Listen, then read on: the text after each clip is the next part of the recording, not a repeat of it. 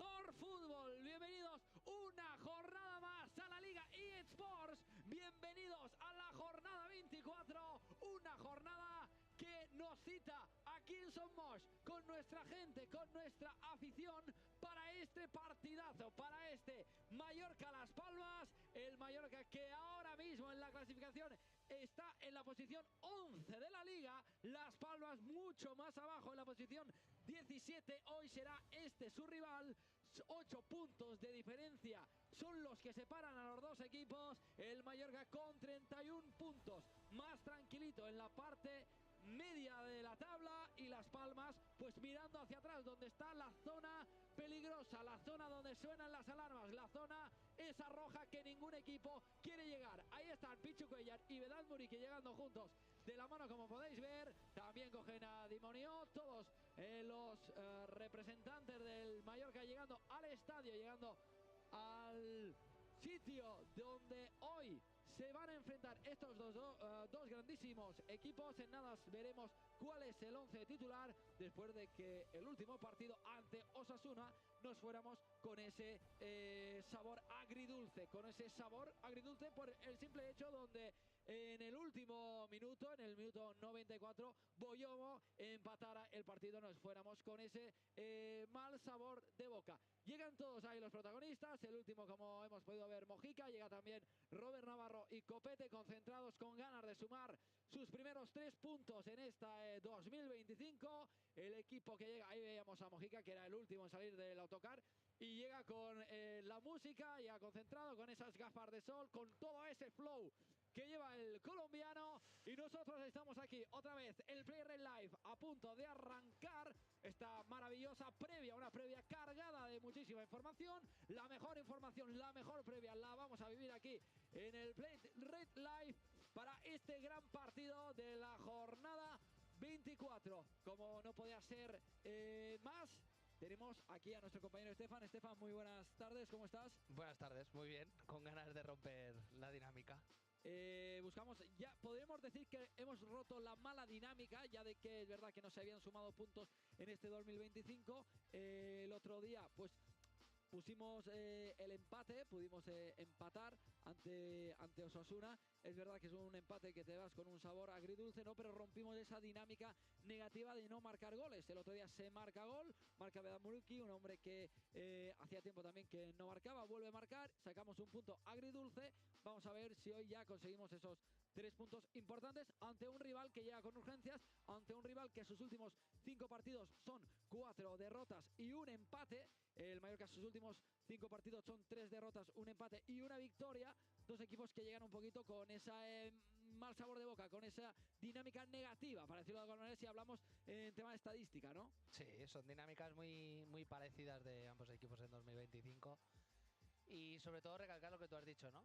Rompimos la dinámica el otro día, pero creo que hoy quizás tenemos que hacer bueno lo que hicimos el otro día, que al final es el resultado, el gol, y acogernos un poco a este tipo de detalles para hacer bueno aquel punto y salir adelante hoy como sea, ante un rival con unas urgencias tremendas, con unas bajas muy importantes que luego hablaremos, pero es que el Mallorca también las tiene. Vamos a ver, porque ahora uno de los hombres que nos va a dar toda la información de primera mano, un hombre que está ahí en el terreno a pie de pista, cerquita del césped, cerquita de los protagonistas. Él es nuestros ojos, ese es nuestro hombre clave. Damián, muy buenas tardes, bienvenido. ¿Cuáles son las claves del partido de hoy para sacar esos 3 puntos que a priori puede parecer fácil delante de un equipo como Las Palmas, pero no lo va a ser? Sí, ¿qué tal? Muy buenas, Llorens, muy buenas, Estefan, y muy buenas a todos los mallorquinistas. No será fácil, ¿eh? No será fácil ni mucho menos. Es verdad que estamos hablando de una Unión Deportiva Las Palmas que no llega en su mejor momento, pero tampoco nosotros, por lo tanto, no será una tarea ni mucho menos sencilla. Aquí poco a poco se van llenando las gradas de este estadio Mallorca Somos, donde, ojo, por cierto, hoy habrá un mosaico en las 4 gradas, ¿eh? Así que un mosaico, por así decirlo, 360 grados con pancartas de color rojo y negro para crear ese ambiente previo al partido. En los instantes, en el momento en el que los futbolistas salgan al terreno de juego, se deberán levantar pues esas pancartas rojinegras para crear un ambiente espectacular de cara a este partido de la jornada ya 24 de de Liga, donde, como decís, el Mallorca buscará romper esa mala racha de resultados y cosechar ya su primera victoria en lo que llamamos de 2025. Y precisamente para intentar hacerlo, Yago Arrasate, que apuesta por un 11 con no excesivas novedades respecto al último con el que nos enfrentamos a Club Atlético Osasuna, pero sobre todo con una gran ausencia, o mejor dicho, una gran incorporación, que es la que vamos a destacar a continuación, porque el Mallorca sale con Dominic Grave en portería, línea de 4 atrás con Johan Mojica y Pablo Maffé en los costados, Antonio Raillo y Martín Ballén como pareja de centrales. A partir del medio campo vienen, digamos, las dudas, sobre todo en cuanto a la confección del dibujo. La Liga nos ha pasado un esquema en el que el Mallorca va a jugar con un 4-4-2, vamos a seguir de primeras ese esquema, que estará conformado por Omar Mascarell y Seri Darder en el doble pivote, bandas para Takuma Asano, japonés, que esta es la principal novedad respecto al último partido contra Club Atlético Osasuna, y en la otra estará Robert Navarro, y arriba Beda Murici acompañado por Dani Rodríguez. Digo que veremos cuál es el esquema, sobre todo porque bueno, este dibujo, este equipo puede estar perfectamente conformado en un 4-2-3-1, un 4-3-3, veremos, se lo preguntaremos posteriormente a Yago Arrasate, pero este es el 11 con el que sale el Real Club Deportivo Mallorca, que tiene dos ausencias para el día de hoy, dos jugadores que nos faltarán en la zona del medio campo, como son Samu Costa y Manu Morlanes, los dos bajas por molestias físicas. Veremos si ya pueden estar para el próximo partido, pero para el que nos incumbe en el día de hoy, para la Unión Deportiva Las Palmas, serán baja para Yago Arrasate, que saca el 11 que hemos repasado ahora mismo.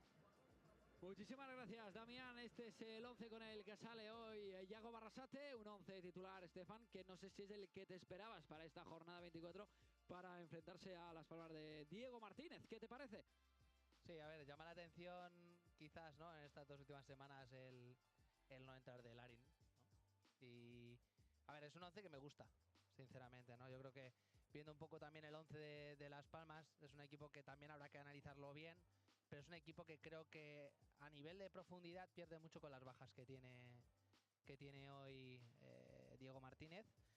Y que donde va a tener profundidad es por los laterales. Entonces yo creo que la apuesta de Yago va por introducir a Robert Navarro y a Sano, pues viene un poco por lo que plantea Las Palmas en cuanto a esa profundidad desde los laterales. Entonces sí que me gusta, me parece ideal en cuanto a obtener una victoria aquí en casa, y vamos a ver cómo se da.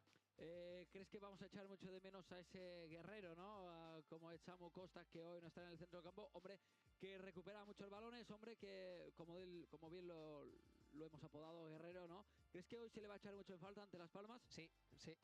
Además, siempre le vamos a echar de menos a Samu Costa en un equipo como es el contexto del Mallorca, y hoy más aún, porque por el 11 de Las Palmas, además, es un equipo que juguetón, ¿no? Porque fíjate que por fuera, pues a priori pues juegan Manu Fuster y Moleiro, que son jugadores que les gusta tenerla muchísimo al pie, al igual que los tres de dentro, tanto Estefan, que viene cedido y que ha cuajado muy bien en Las Palmas, pero le falta profundidad, pero le gusta mucho tenerla a Las Palmas. Entonces vamos quizás a echar a lo mejor un poco en falta a la figura de alguien que tenga la agresividad de Samu Costa en el momento de que el equipo no la tenga, por más de un tramo que sea difícil para el equipo. Pues mientras vemos ya en imágenes a los dos porteros ya concentrados, ejercitándose en el terreno de juego, vamos a escuchar cómo analiza Yago Arrasate hace unos minutitos en los micrófonos de nuestro compañero Damián, cómo analiza lo que va a ser y este partido. Vamos a escucharlo. Sí, pues ya estamos con el míster, con Yago Arrasate. ¿Qué tal, Yago? Muy buenas tardes. Buenas. Nueva oportunidad hoy, ¿no? Para demostrar que estamos bien y de sumar esa primera victoria de 2025. Sí, yo creo que desde que terminó el partido el lunes con ese mazazo con gol en la prolongación, estábamos deseando que llegase otra vez este día para poder jugar con nuestra gente y poder hacer un buen partido y la posibilidad de poder ganar. Ayer dijiste que, entre otras cosas, es importante soltarse, ¿no? Que el equipo Sí. no tenga ese miedo a la derrota. Sí, mirarnos un poco a nosotros mismos, sacar la mejor versión y sobre todo si estamos sueltos jugaremos mejor y es verdad que tenemos que tener rigor, concentración, pero bueno, el miedo a veces no es buen compañero de viaje. Respecto a nuestro rival, es verdad que tiene algunas ausencias importantes, pero ya dijiste que es un equipo que se agarra siempre a los resultados, Sí. que además con Diego Martínez, un equipo que ha mejorado en las dos áreas. Sí, están ahora pues, como nosotros, que los últimos resultados no han sido buenos, pero están compitiendo todos los días, están teniendo opciones hasta el último momento y luego es un equipo que ha ganado en campos muy complicados también y eso nos hace estar en alerta y respetar mucho al rival. Dos preguntas en cuanto al 11. El primero, la Liga nos pone un dibujo de 4-4-2. No sé si será así, un 4-3-3, 4-2-3-1. Bueno, veremos, con esa alineación tenemos la posibilidad de ser flexibles también, pero bueno, la entrada de Sano sobre todo es para ganar en profundidad, es un jugador incisivo y tener algo más de presencia al lado de Muri, sea al lado de Muri, sea desde un costado y bueno, esa es un poco la idea con la entrada de Asano. Muchas gracias y suerte. Vale, gracias, adiós. Ahí están las palabras de Iago Barrasate. Hombre, que hoy parece que Las Palmas, ¿no? Todo el mundo como que está en la posición 17 de la Liga, está ahí marcando esa zona entre el descenso y la salvación. Puede ser un partido a priori no sencillo o fácil, porque bueno, de los 23 partidos que ha jugado, solo ha cosechado 23 puntos, 6 victorias es lo que lleva en estos 23 partidos, 5 empates y 12 derrotas, 28 goles a favor y 38 goles en contra. Es el equipo, ojo al dato, Las Palmas es el equipo más goleado junto al Deportivo Alavés, con 38 goles. El primero es el Valladolid con 48 goles. Dicho esto, vamos a conocer cuál es el 11 titular ya por parte de Diego Martínez. ¿Cuál es el 11 con el que sale hoy el equipo visitante, Damián?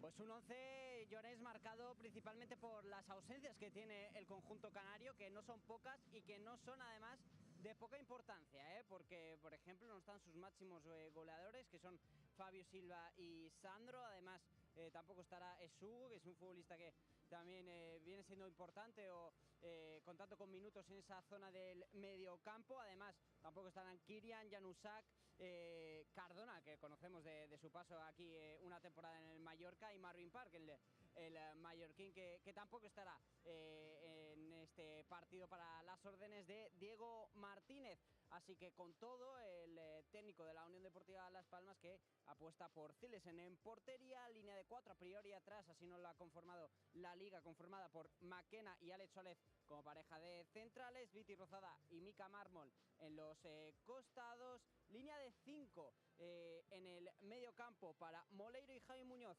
a priori en los costados, medio campo para Loyodiz, Matchday y Manu Fuster, y arriba el escocés Matt Burney. Así que veremos si este finalmente es el dibujo con el que saldrá la Unión Deportiva Las Palmas. Un caso similar al del Mallorca, seguramente también irá variando, depende de cómo vaya el partido y seguramente depende de si es una fase defensiva o una fase ofensiva. De todas formas ya lo iremos viendo, pero este es el 11 titular con el que sale Las Palmas y que, repetimos, no tiene a sus dos máximos goleadores, a Fabio Silva y a Sandro, y una Unión Deportiva Las Palmas que, como el Mallorca, todavía no ha ganado en este 2025. Son 6 partidos donde ha cosechado 5 derrotas y un empate. Esperemos pues que esta racha continúe, en este caso para la Unión Deportiva Las Palmas, porque eso significará que es un resultado positivo para el Real Deportivo Mallorca.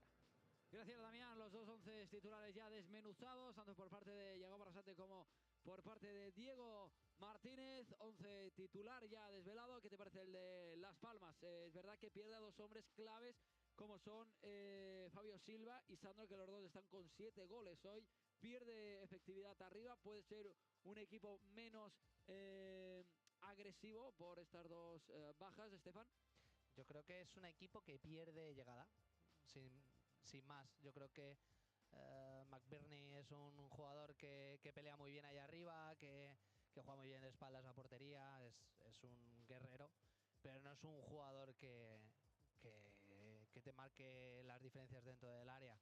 Entonces, ese trabajo que ha hecho McBurney, que tampoco ha sido un jugador muy utilizado por Diego Martínez, se ha podido aprovechar pues tanto Fabio Silva como Sandro Ramírez, sobre todo en este juego que tiene Las Palmas, tanto con Manu Fuster como Moleiro, que hoy están jugando por fuera, que son jugadores muy posicionales, que les gusta mantener el balón, que esperan ese Sandro Ramírez y ese Fabio Silva a la hora de buscar esa profundidad, y hoy no la tienen. O sea que vamos a ver en qué queda Las Palmas hoy aquí en Mallorca, que evidentemente no va a tener ese peso porque juega fuera de casa. Efectivamente, Las Palmas, que lleva 28 goles a favor, 15 los ha marcado como local, 13 los ha marcado como visitante. El total de tiros que lleva en toda la liga son 201 tiros, lo que ha estado disparando Las Palmas en lo que llevamos de temporada. Hoy va a perder efectividad arriba, vamos a ver cómo lo puede solucionar.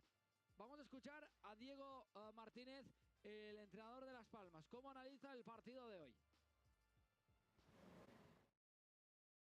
31 puntos tiene, ¿no? Joder, pues para no estar en un buen momento está bien, ¿eh? Bueno, evidentemente un buen ejemplo, ¿no? Un buen ejemplo de que hasta los mejores equipos, ¿no? Los equipos que están haciendo una muy buena temporada, pues pasan por dinámicas, por rachas, por partidos que no se puntúa lo que le gustaría, ¿no? Y un buen ejemplo, es decir, que no solo le sucede a los equipos que estamos ahí abajo peleando, ¿no? Sino que le sucede en esta liga tan igualada y de tanto nivel, pues al final esa igualdad supone que haya momentos de este tipo, ¿no? Que hay que convivir con ellos y hay que intentar superarlos. Nosotros queremos sumar, necesitamos volver a sumar 3 puntos. Esto es lo que necesita el equipo. Volver a sumar 3 puntos. Que el equipo viene luchando por ellos, está trabajando a tope, totalmente. Que el aspecto emocional y de confianza es muy importante, sí. Pero es que pase lo que pase el domingo, va a haber que seguir remando y peleando y luchando y no hay nada hecho. En eso está. Pero insisto, creo mucho en este equipo. Creo muchísimo en lo que estoy viendo en el día a día. Luego ya, pues, hay que conseguir plasmarlo. Porque el equipo lo que necesita ahora mismo, sí que estoy totalmente de acuerdo contigo en eso. En la confianza, en volver a sumar 3 puntos que nos den esa confianza que el equipo ha demostrado pese a no conseguir los puntos. Ahí están las palabras de Diego Martínez, que comentaba, ¿no? Que el Mallorca, por no estar en un buen momento, pues con 31 puntos ya quería el entrenador de Las Palmas tener estos puntos y estar en la situación donde está el Mallorca, que yo creo que estamos en la posición 11, Estefan, estamos muy tranquilos allá estamos arriba. Muy bien.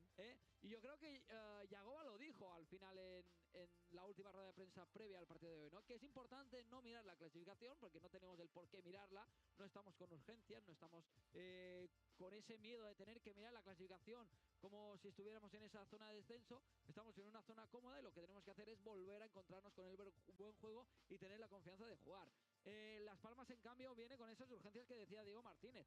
Está en la posición 17 de la liga con 23 puntos y es que está en la zona de descenso atrás Deportivo Alavés con 22 puntos, que está el 19, el 18, la posición 18 el Valencia con 23 puntos, empatado con Las Palmas, y arriba en la posición 16, 15 viene el Leganés, viene el Español con 24 puntos. O sea, la parte de abajo de la liga está muy, pero que muy apretada. En la última posición como colista el Valladolid con 15 puntos, que prácticamente, a ver, es complicado lo que se pueda avecinar, pero está...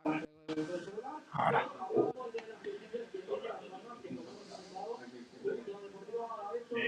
Yo aquí lo veo. Ay.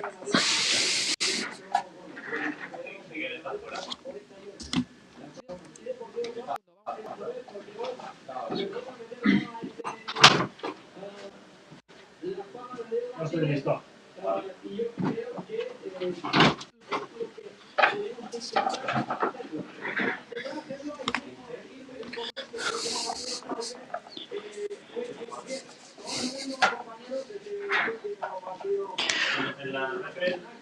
Welcome, ladies and gentlemen, to this evening's feature. I am your host for today. My name is Daniel Armstrong, and thank you so much for joining me here on the YouTube Playwright channel of Real Mallorca. Today, we have the round 24 of the LaLiga division. We have a very, very interesting matchup where Real Mallorca are going to be facing Las Palmas here at the Estadio de Son Moix. We're just about 33 minutes away from kickoff, so do not go anywhere.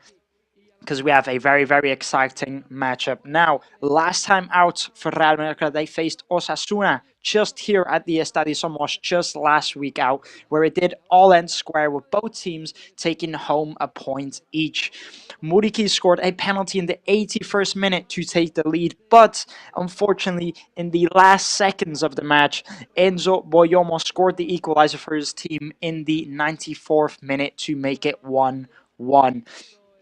Mallorca did highly expect to win that match, so they did leave quite disappointed, quite frustrated, because they're trying to break that bad streak that they have been having ever since we've gotten into 2025. I mean, that is 6 matches in a row now without managing to bring home the 3 points for their team. They've only managed to get 1 point within those last 6 matches, so they were hoping to break the bad streak there, but unfortunately they could not bring home the victory they wanted. But we do have to look at the positives about that match. Of course, they were disappointed, but it was a very, very much better performance than the last times out. I mean, they didn't lose. At least they took home a point. They have to look at the positives about that match. You know, they played a lot better, they looked a lot better, and they got a goal. Most importantly, they couldn't manage to score a goal within the last 5 matches. They didn't score a single goal, matter of fact, in the last 5 matches. And now, finally, here out, last week out, they've managed to get a goal. So, within the last 6 matches, at least they have managed to get a goal now and a draw and bring home a point. So, as I said, disappointed, but they have to look at the positives and hopefully go in this week more motivated, more stronger, take the positives that they have from the match and do better. If you do look at the screen, you can see the highlights from last week out from Real Mallorca, as I was just mentioning, where they faced Osasuna just here at the Estadio de Somos. Whereas you can see the equalizer there from Enzo Boyomo. It was a corner within the 94th minute, the last seconds of the game, and they're just so unlucky to concede like that. But I can say, if you did watch the match, if you were here, tune in with us, I'd say a draw was deserved in general.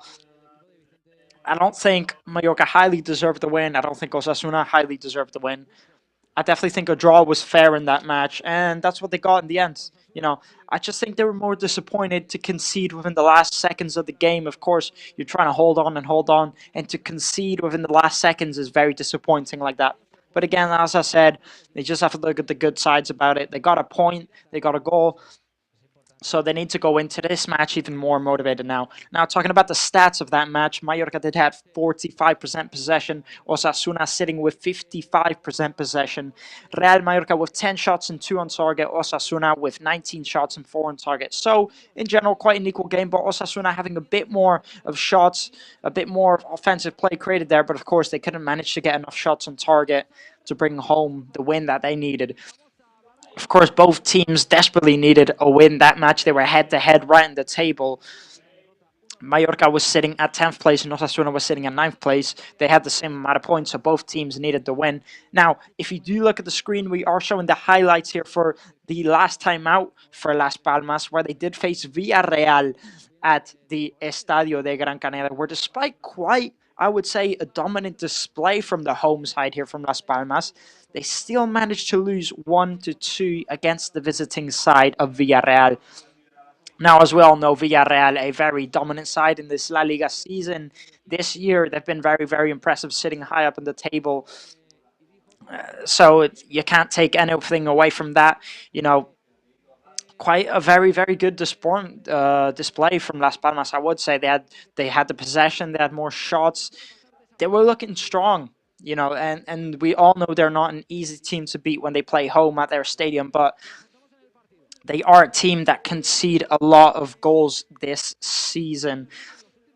And also a team to struggle to score a lot this season, as both of their highest score out injured for quite some time. But check this out. I mean, both teams haven't kept a clean sheet within the last 6 matches. Both teams have conceded in all of them.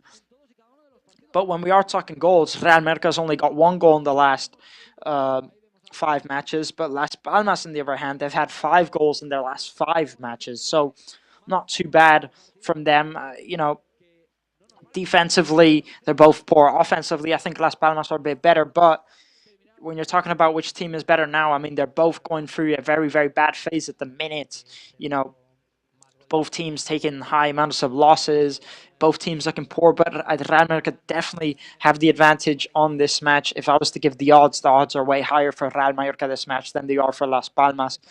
And as we all know, Real Mallorca, a very, very difficult team to beat when it comes to playing at their own stadium.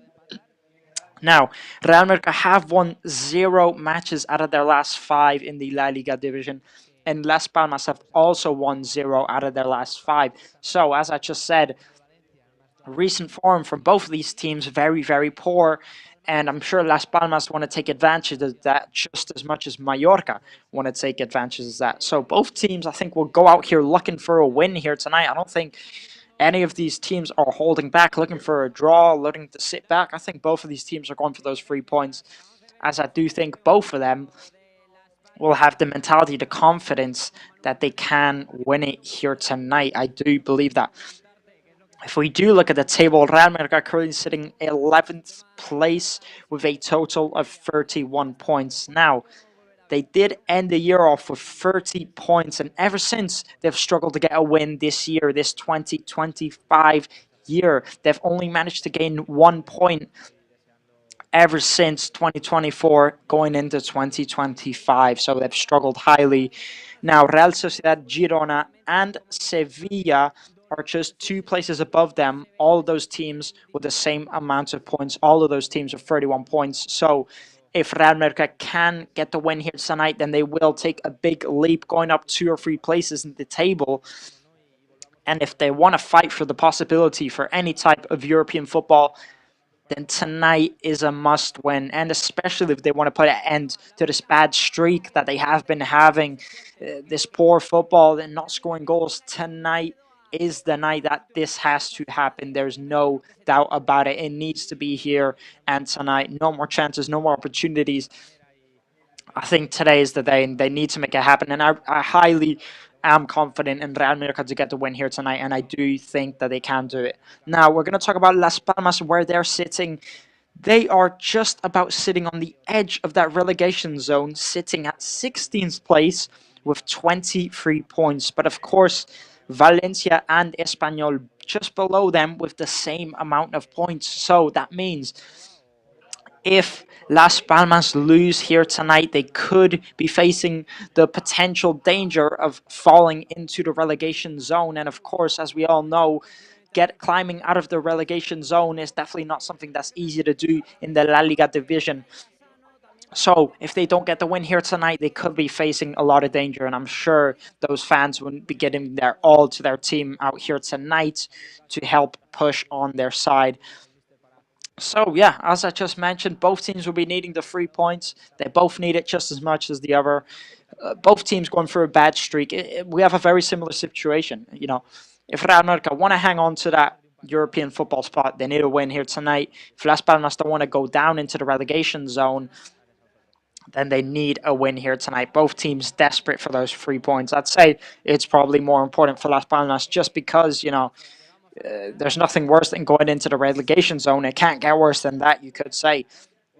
So yeah, both sides will be looking to get a win, and I don't think Las Palmas will be, you know, scared or worried because they're just in terrible form, just as Real Mallorca are.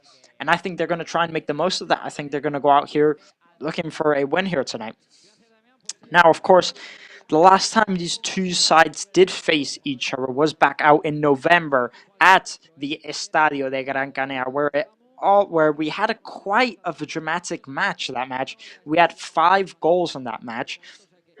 But however, Real Mallorca did manage to take home the 3 points, winning 2-3 with Johan Mojica scoring in the 91st minute. So a late winner in that match. And I mean, what a match it was. If you were here, I was live that match. I was tuned in. It was actually my first match broadcasting. And what a match we had there. It was drama all over the place. It was goals all over the place. But of course, that was a completely different Real Mallorca side that time.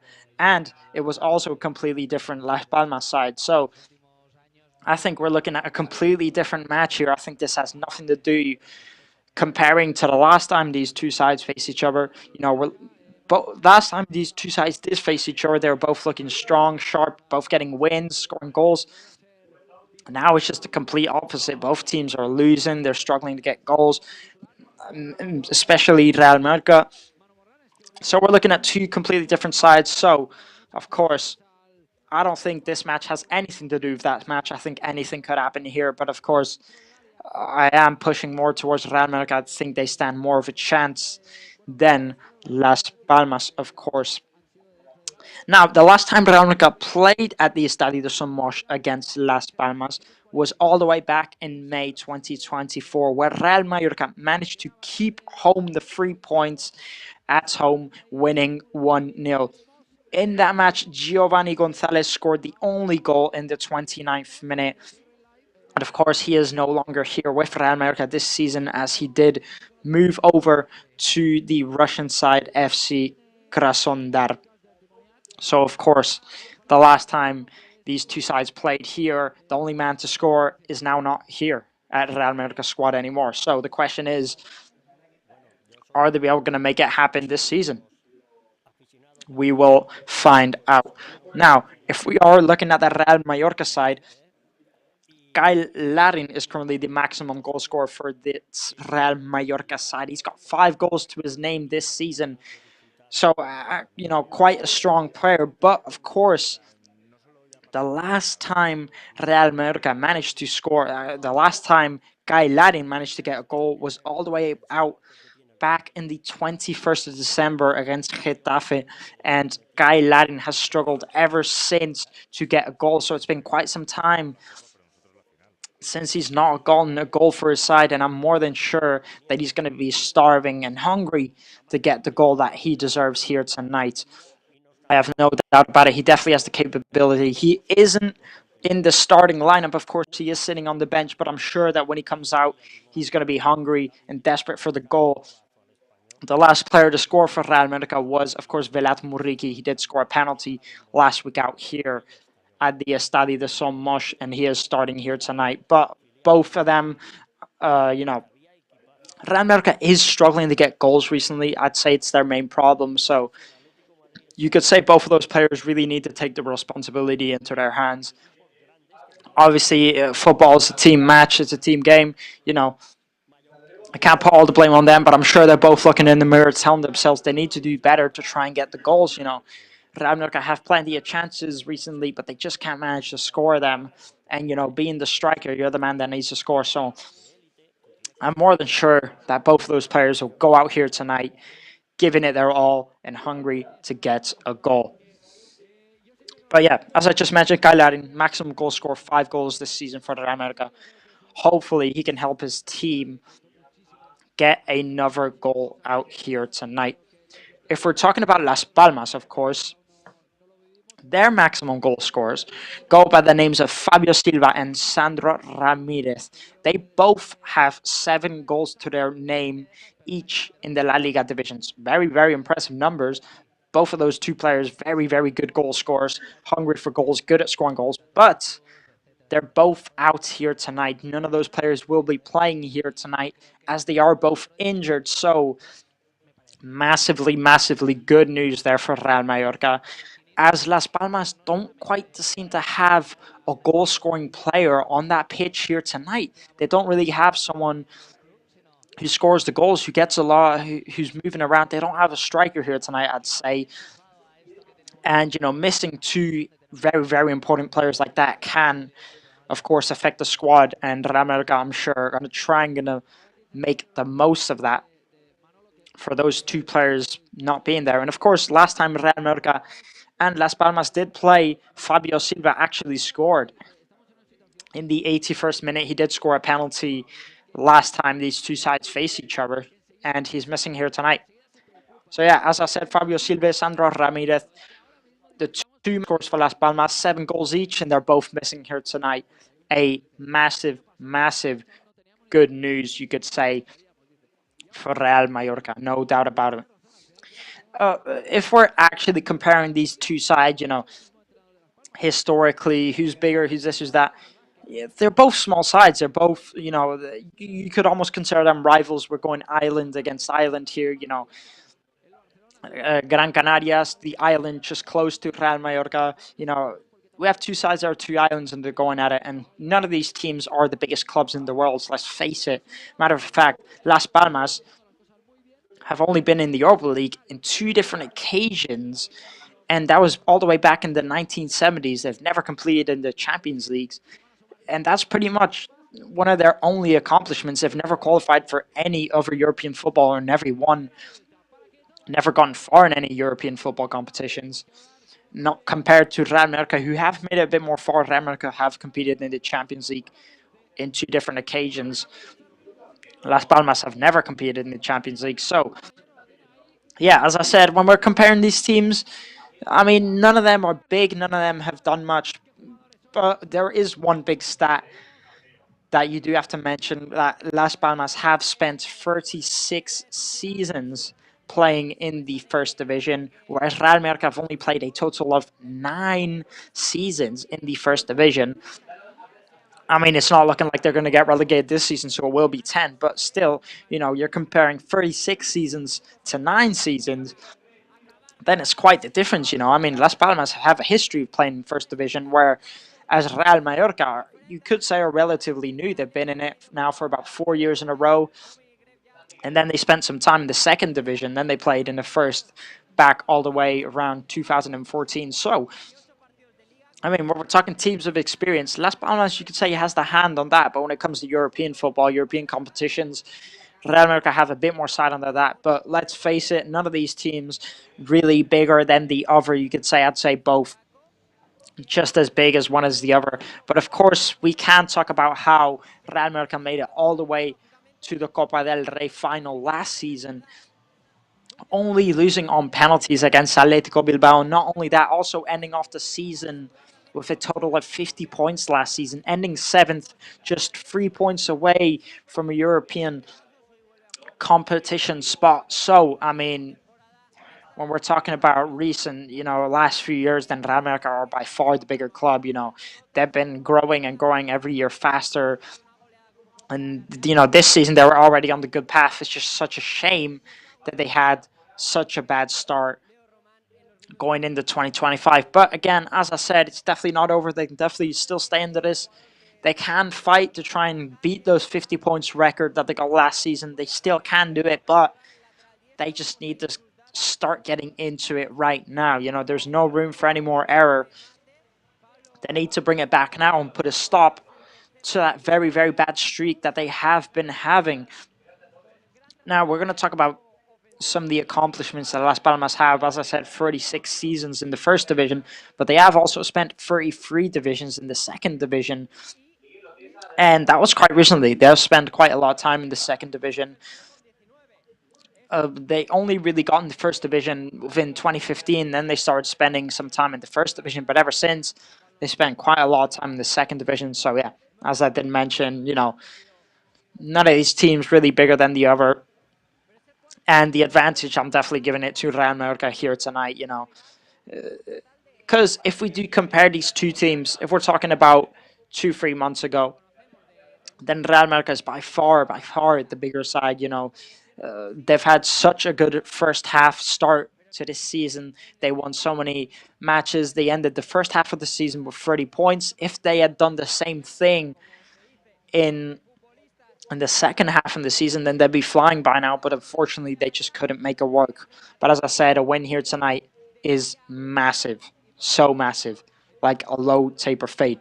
Now, if we are comparing these two sides within the last 5 matches, Real Mallorca have won 2. Las Palmas have only won 1 of them, and 2 of them were a draw. So when we're talking about the last 5 face-to-face between these two sides, Real Mallorca, again, still have a bit of the advantage on that one. And I think when it comes to all of these stats recently, I think Real Mallorca have a bit of the advantage in pretty much all of these stats. Of course, not to mention Las Palmas have so many injured players going out here tonight. They have around 7 or 8 injured players that they cannot use, unavailable, and 2 of them being their maximum goal scorers. So yeah, the advantage is definitely, no doubt about it, to Real Mallorca. Now, when we are talking about as I was just mentioning, strikers, goal scorers in this Las Palmas side who they don't really have any. They are starting Ollie McBurney up front, the Scottish centre forward who usually plays a centre attacking mid role, doesn't really play striker role, as he's got 4 assists this season. He's the maximum. He's got the most assists in this squad this season. He's got 4 assists to his name. He usually plays more of a centre attacking mid and feeds the strikers, but as they are mentioned, they're 2 goal scorers. He is playing up front tonight as they don't have another option. Now we're going to go on quick break and we'll be back very shortly, so do not go anywhere.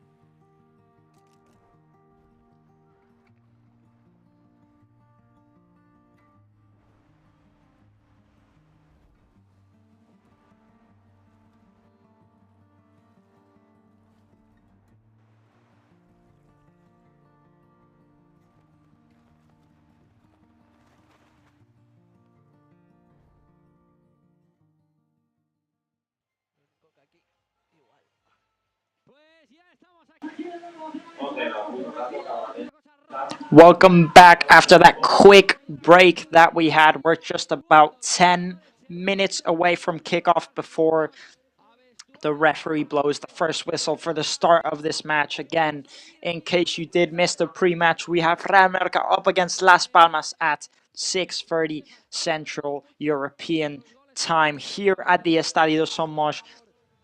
As I did mention, we have a very, very, very exciting matchup. Both teams looking to break a bit of their bad streak that they have been having. Both teams performing poor recently, and both teams need to get back into it here tonight. So, as I did mention, both teams will be looking to get the 3 points here tonight.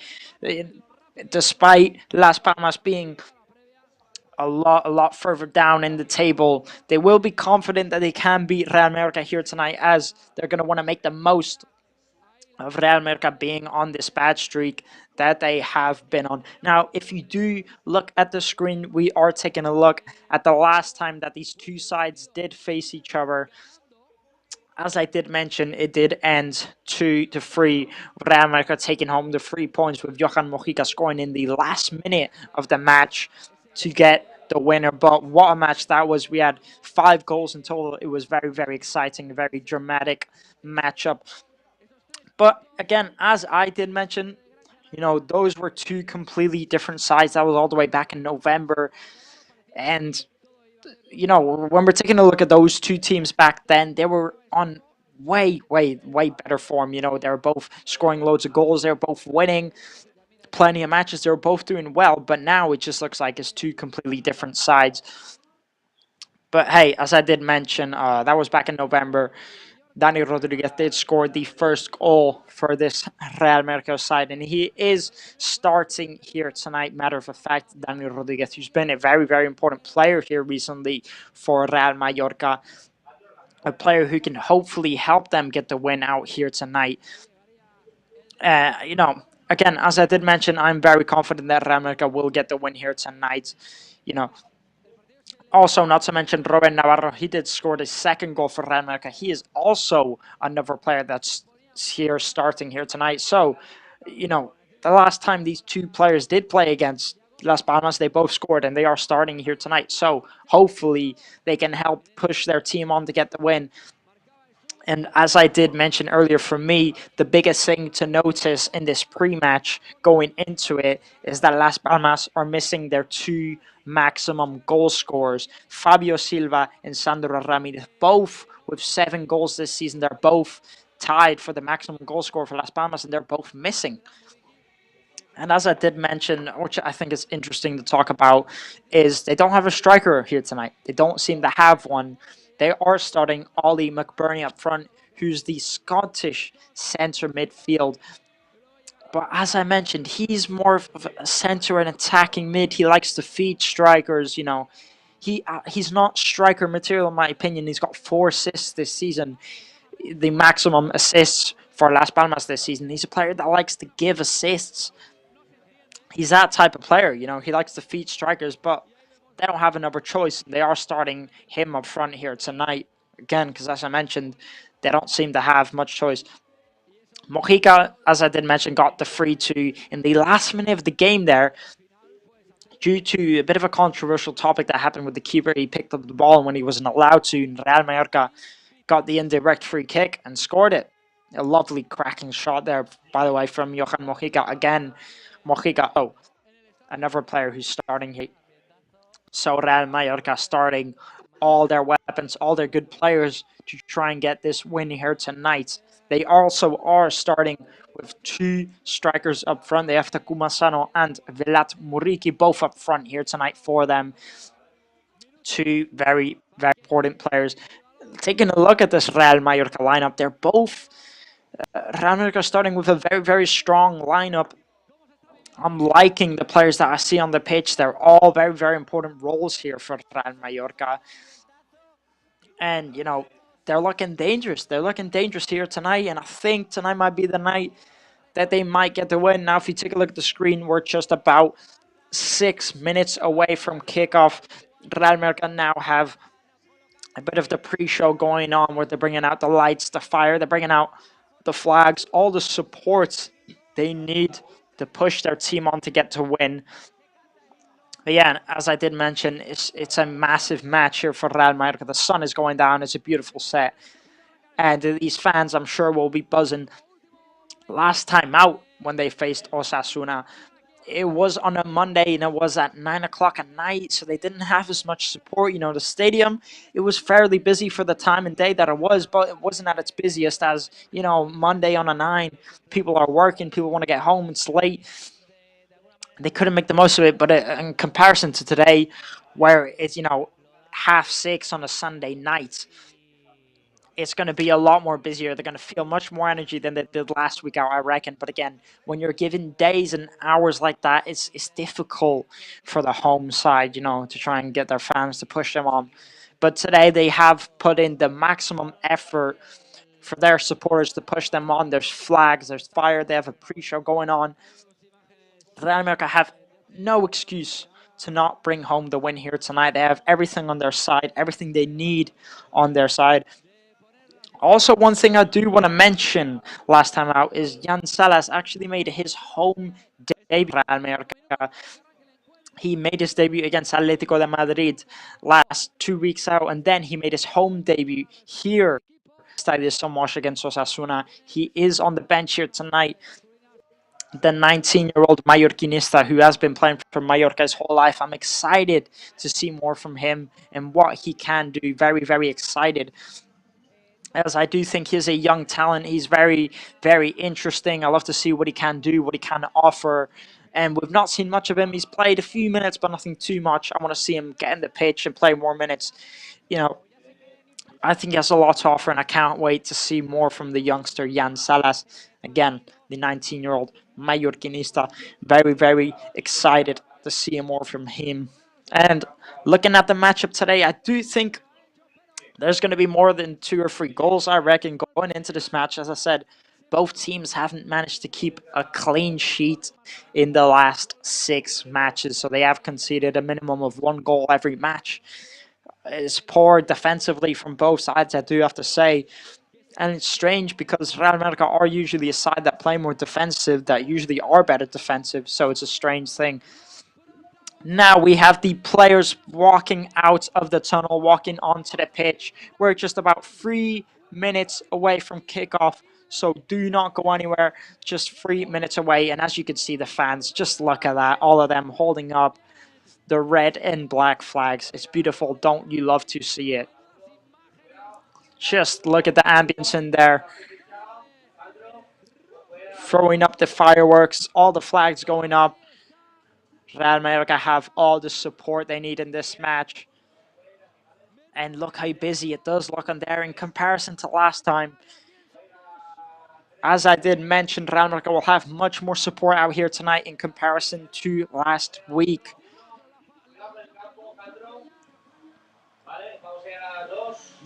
Estadi Son Mosh never fails to disappoint when it comes to their fans supporting the team onwards. Just look at the amount of red and black you can see out there tonight.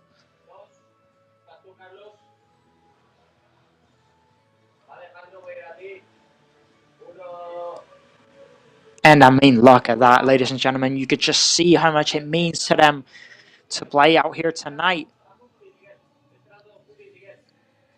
Packed with red and black all over the stadium. And it's going to be a very, very exciting matchup. Hopefully, the home side can feel this energy from the fans to push them forward. Samu Costa and Manu Morlanes also both out tonight for Real Mallorca, so they will be missing in this lineup. Usually 2 players that are in the starting lineup, usually 2 very important players. But they have various options to start instead. Las Palmas have scored 5 goals in their last 5 matches also.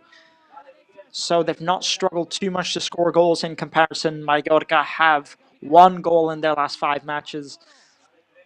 So Real Mallorca struggling a lot more to score goals in comparison to Las Palmas. But when it comes defensively from both sides, they've both been poor. Now we're just 1 minute away from kickoff, so nobody go anywhere. Because what exciting match we have up ahead. Jacob Arrasate, as you can see, sitting there on the bench, hoping and praying that he can get the 3 points that he needs to start to get back in the run. I think if Real Mallorca cannot get a win here tonight, then I definitely think they will put a stop to this bad streak that they have been having, because they are perfectly capable of doing it. I just think they need a win to start it and build up forward.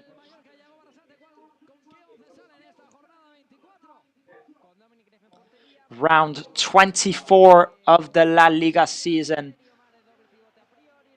And boy, isn't this exciting.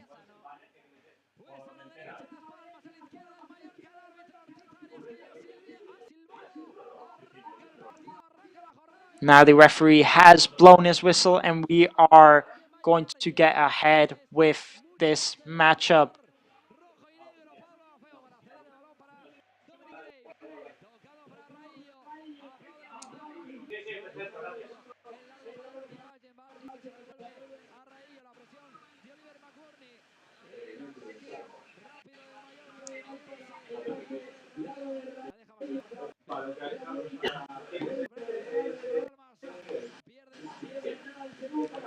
Now we're getting right away into this match. We're just about 1 minute in, and Jacob Arrasate is already starting to stand up.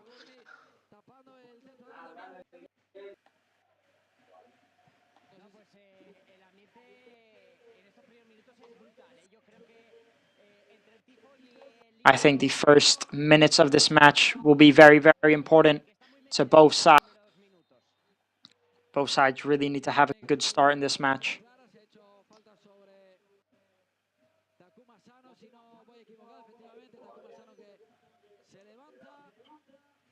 Bueno, no sé si os habéis fijado bien, pero bueno, para salir un poco de dudas, de momento en estos primeros minutos estamos viendo a Sano muy cerquita de Muri y a Dani Rodríguez también muy dentro, con lo cual están dejando esa autopista a Palmas.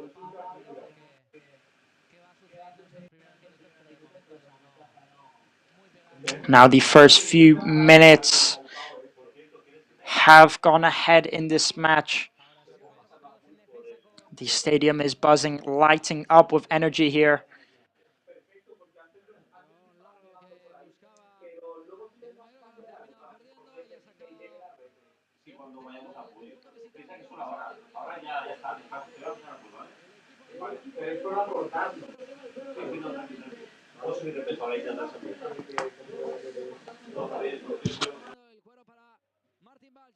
Martín Valle para Dani Rodríguez, al suelo Dani Rodríguez, ahora la tiene Las Palmas, corre el jugador con el dorsal número 5 es Javi Muñoz, dentro del área sigue Javi Muñoz, el disparo, ¿cómo salva la primera acción Dominic Gray al disparo de Javi Muñoz que se ha plantado dentro del área? Ha sido la ocasión más clara en estos 2 minutos y medios que llevamos de partido. Now we have had the first shot of the match so far. Pues sí, menos mal porque Martín ahí justamente decide pues proteger un poco, juntarse a Raillo y dejar ese carril descubierto. Both managers standing up, watching their team on ahead, as both of them desperately need a win here tonight. Now Real Mallorca is going to take the throw-in, trying to put the throw-in in the box, but it's cleared here by Las Palmas. Omar Mascarell trying to go through, but can't get through. Now Mojica trying to put in the cross on the left-hand side, and it's blocked. It's going to be a throw-in here for Real Mallorca.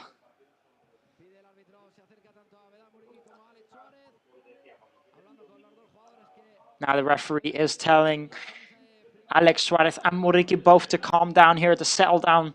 No shoving and no pushing.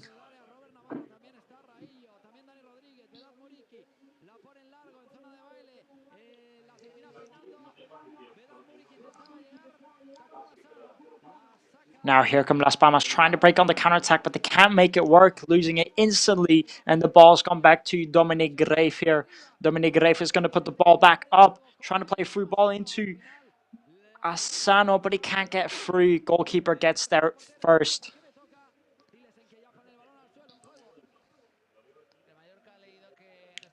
Taking a look at the replay there, it just looks like Dani Rodríguez got taken down, but the referee didn't give it. And what an effort that was there from Las Palmas. The just cuts through there, just does it a bit too easily. I think Real Mallorca need to wise up there. Munoz just does so easily to cut in there on that left-hand side.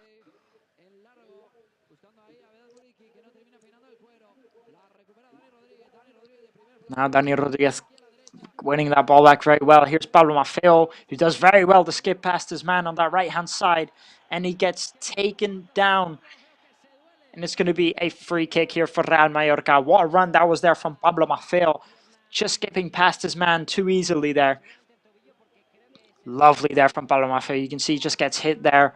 Just gets hit from the back. Takes him down. Doesn't get the ball at all. Hopefully he will be okay. He is limping. Jaco Arrasate, of course, not happy. Referee for not booking him. And who takes him down free for Las Palmas.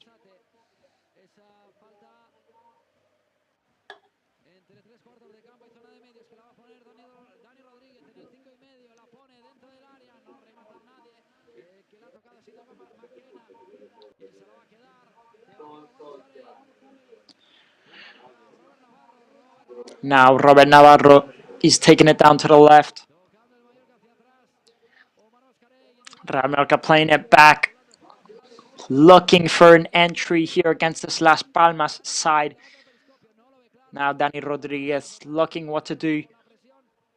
He's going to take it through the middle and play it back.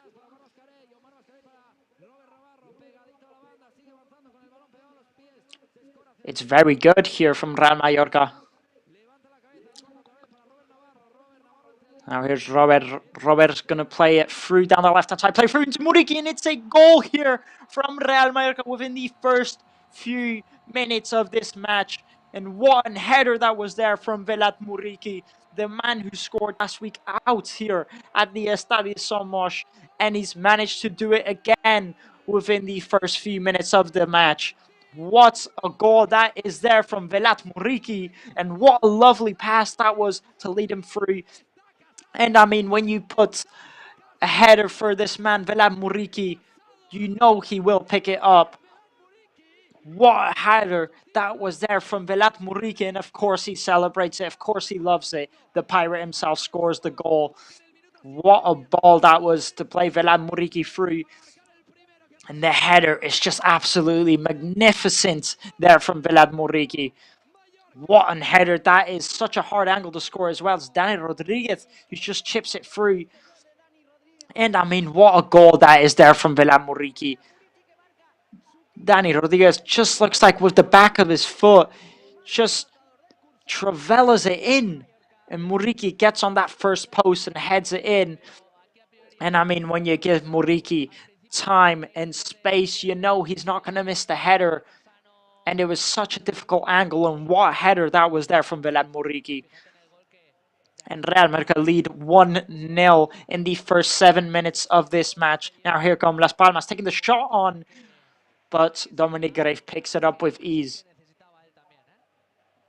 And what a start this is here from Real Mallorca. Trying to break that bad streak. And they have had a great start so far. What a goal that was there from Velat Muriqui. And the lovely Trivela pass, of course, from Dani Rodriguez. And I mean, the header was such a hard angle, but still he puts it in with such ease. Now, here come Real Mallorca. They're going to play from at the back.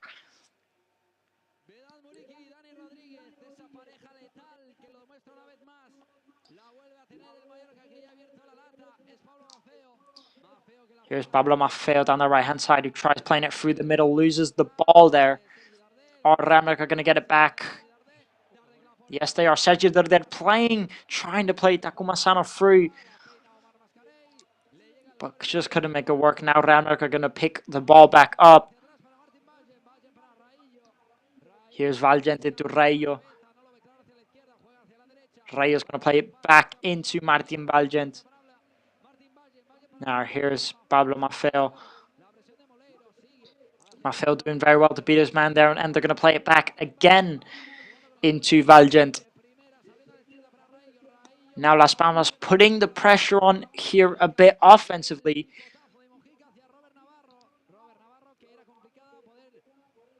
Robert Navarro just couldn't manage to bring the ball down. Now Las Palmas are going to break on the counter-attack here. Here come Las Palmas on the edge of the box, playing it down that right-hand side, trying to put in the cross, but it's blocked here by Real Mallorca. And what a challenge that is there from Robert Navarro to gain the ball back. And he's going to take it all the way down that left-hand wing.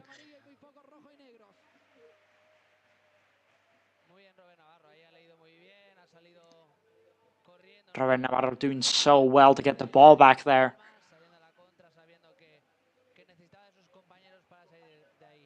Now here come Real Mallorca again down that left-hand side, looking very dangerous so far. Omar Mascarell tries to take the touch but loses it. Now here's Las Palmas again losing it on the counter-attack. Las Palmas just can't seem to make it work so far. Pablo Maffeo is going to play it back to Valgent. And Real Mallorca are just going to restart the play here.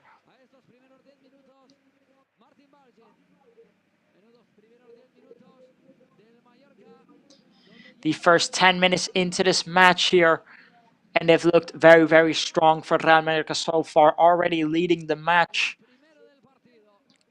And who else but Vela Muriqi to help their team get the lead? Y también Dominic Grave, que le ha dado vida, ha dado aire al Mallorca, porque ese primer disparo de Javi Muñoz hubiera podido ser letal, porque ha sido muy Of course, Las Palmas have only had one chance in this match here so far. It was Muñoz who took the long shot, but it couldn't quite work out. Dominic Grave just picked it up, trying to play through into Muriqi. Muriqui wins the header, but no one's on the other side. Now Las Palmas finally getting the ball back. And can they make it work? They're going to play it from the back.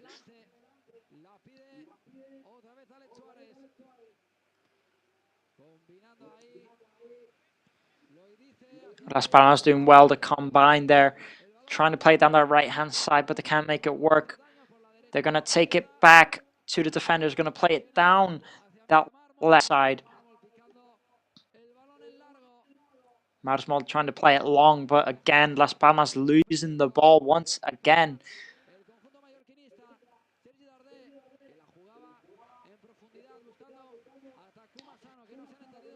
Now Las Palmas finally with the ball, struggling to make it work offensively. Going to play it down that left wing hand side. Toledo can't seem to find a solution, and Las Palmas are going to restart again and play it from the back. They're going to try again down that right hand side, it looks. It's going to be a foul here for Las Palmas.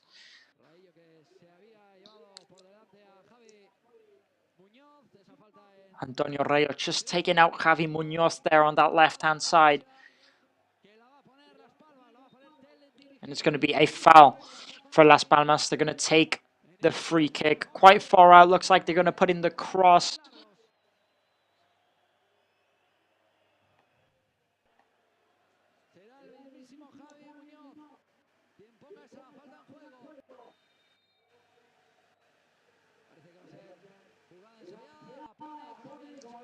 Now they're going to put in the cross, trying to look for that post. But Martin Valgen gets his head on it, and it's going to be a throw-in for Las Palmas.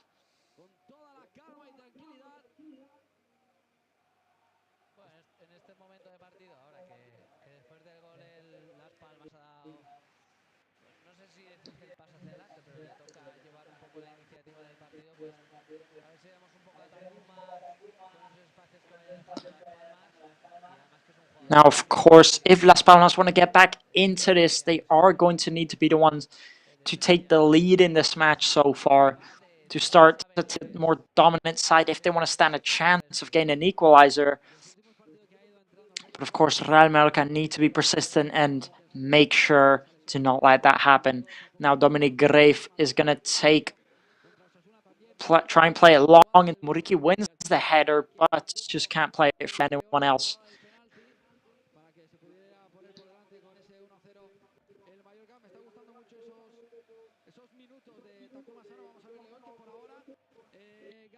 Takuma Sano making the runs, but just unlucky at the minute to not get on the end of the ball. But if he just keeps this up, surely one of these occasions will fall into his feet. Now here Rey.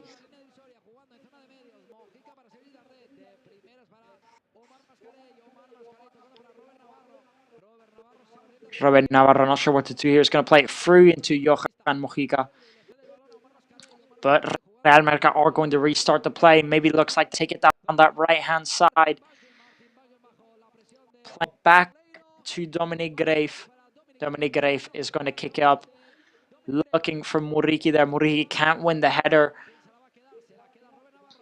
The ball is just going all over the place at these current times. Real Mallorca do manage to pick it up. Now here's Valgen, who's going to play it through to Pablo Maffeo.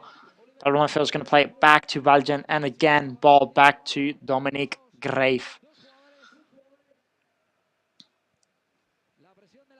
Now Real Mallorca doing good to play from at the back here.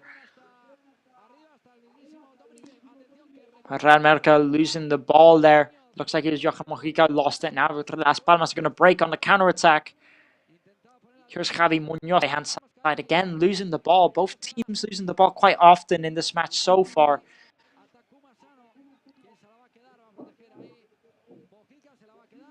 Now Mojica doing well to keep the ball, but again, he loses it.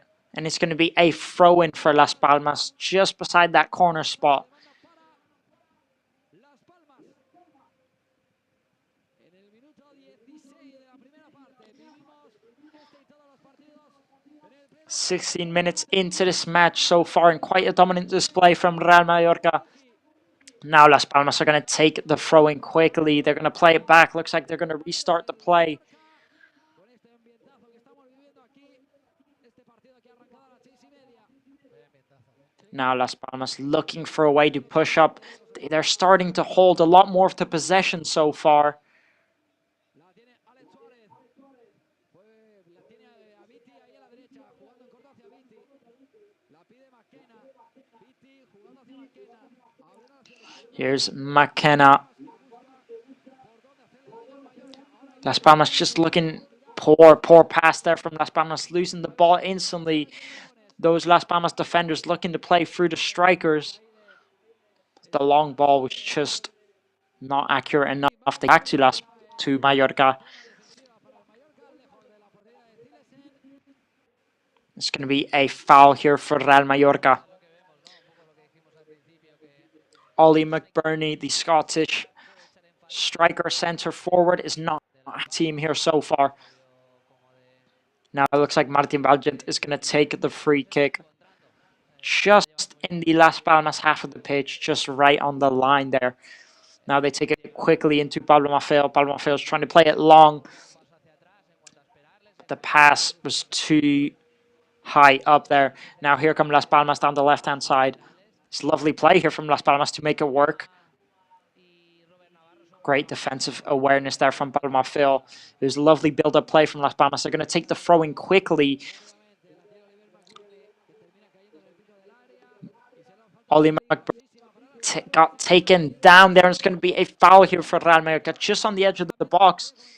Ollie McBurney did well there, the Scottish striker, to bring it down. Sergi Derder just kicking him here there. There's a lovely turn there from Olive McBurney.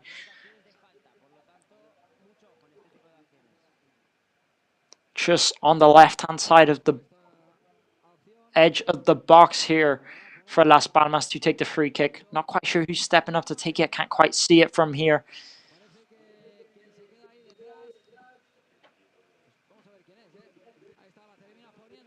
They're going to put in the cross, looking for that second post, but again, it's no good.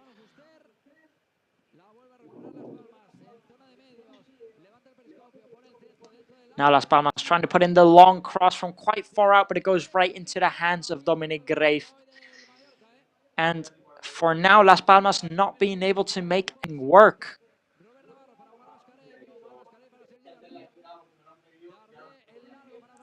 Now Sergio Derez trying to play the through ball here.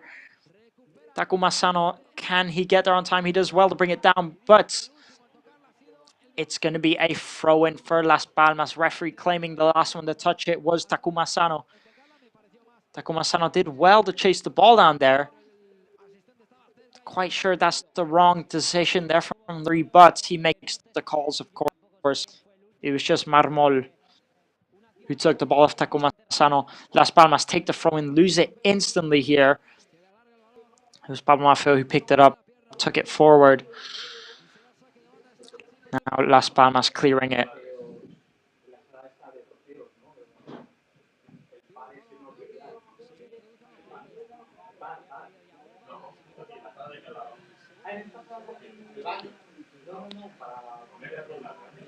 Now Pablo Maffeo is going to take the throw-in for Real Mallorca. Pablo Maffeo is going to take it long, put it right into the edge of the box.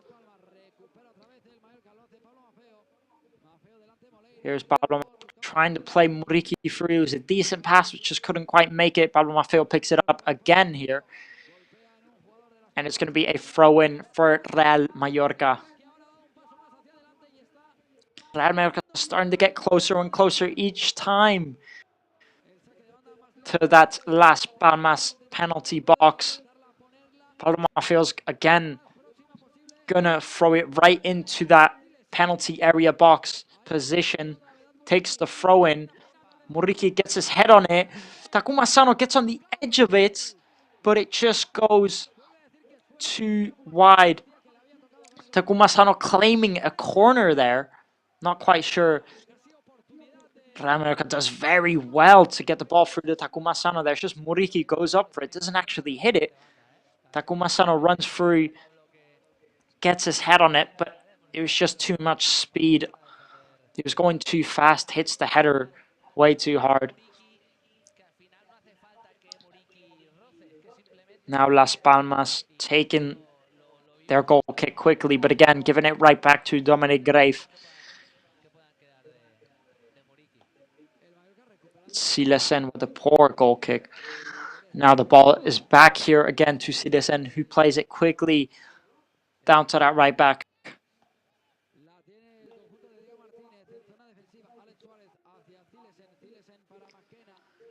Here's McKenna now.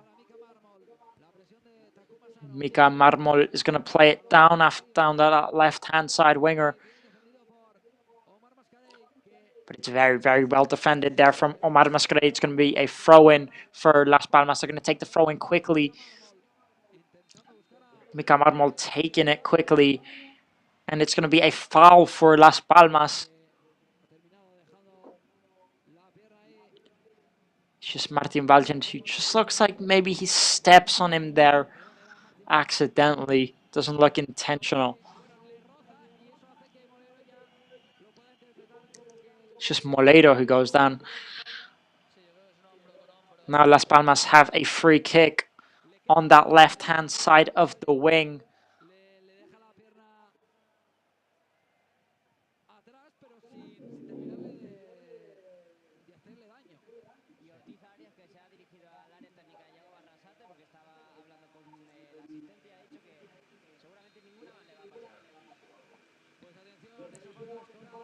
Now Las Palmas taking the free kick in quickly, trying to put it second post. Can't quite find anyone. Las Palmas pick it up back again. Manu Guster playing a lovely ball into that left-hand side. He puts in the cross, but the cross has just gone way too wide. And it's going to be a throw-in for Real Mallorca. We're about 23 minutes in here so far.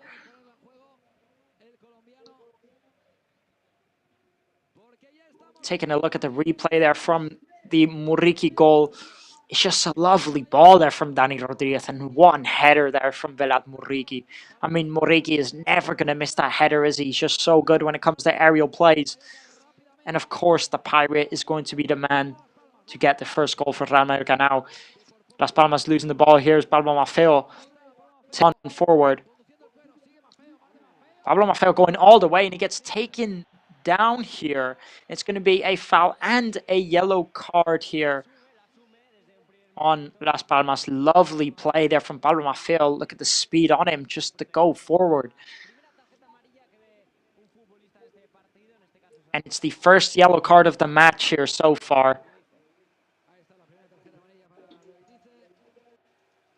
It's Loidice who picks up the first yellow card. As you can see, they're late to the ball, takes down Pablo Maffeo.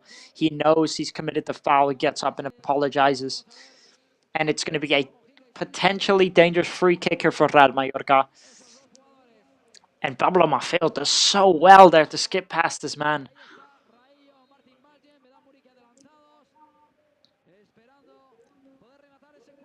Now, who's going to put in the free kick here? Sergi Derder, who tries to put it in, but goes right in the hands of Selisen. Now Selisen has the ball. He's going to play it into his defenders. Now Mika Marmol playing it into Luidice. Alex Suarez. Back to Luidice. Now here's Marmol.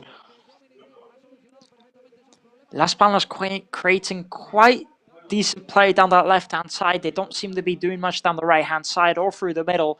They seem to use quite a lot going down that left-hand side.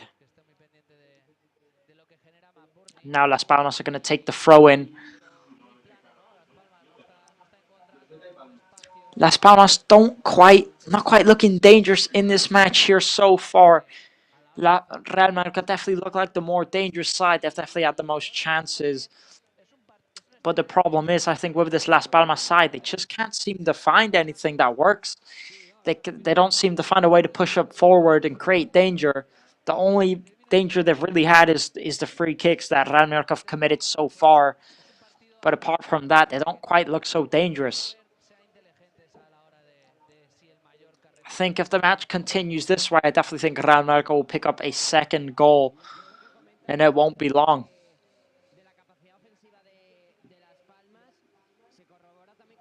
Now here come Las Palmas again, looking for that solution, looking for a way to play it forward. They're going to play a long through ball, but Pablo Maffeo cuts it out. Again, they were trying to go down the left-hand side. That seems to be the only solution they can really find at the minute. And it's going to be a foul here for Real Mallorca. Takuma Sano looks like who just gets taken down. They both go to a header, and Marmol just takes him down. Doesn't look intentional, but it just hits him. Marmol just takes down Takuma Sano there.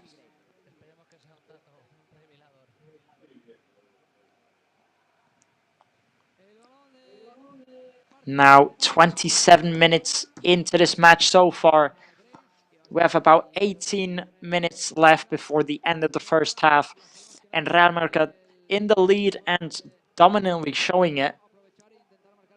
And if it continues like this, Real Mallorca will keep home the 3 points.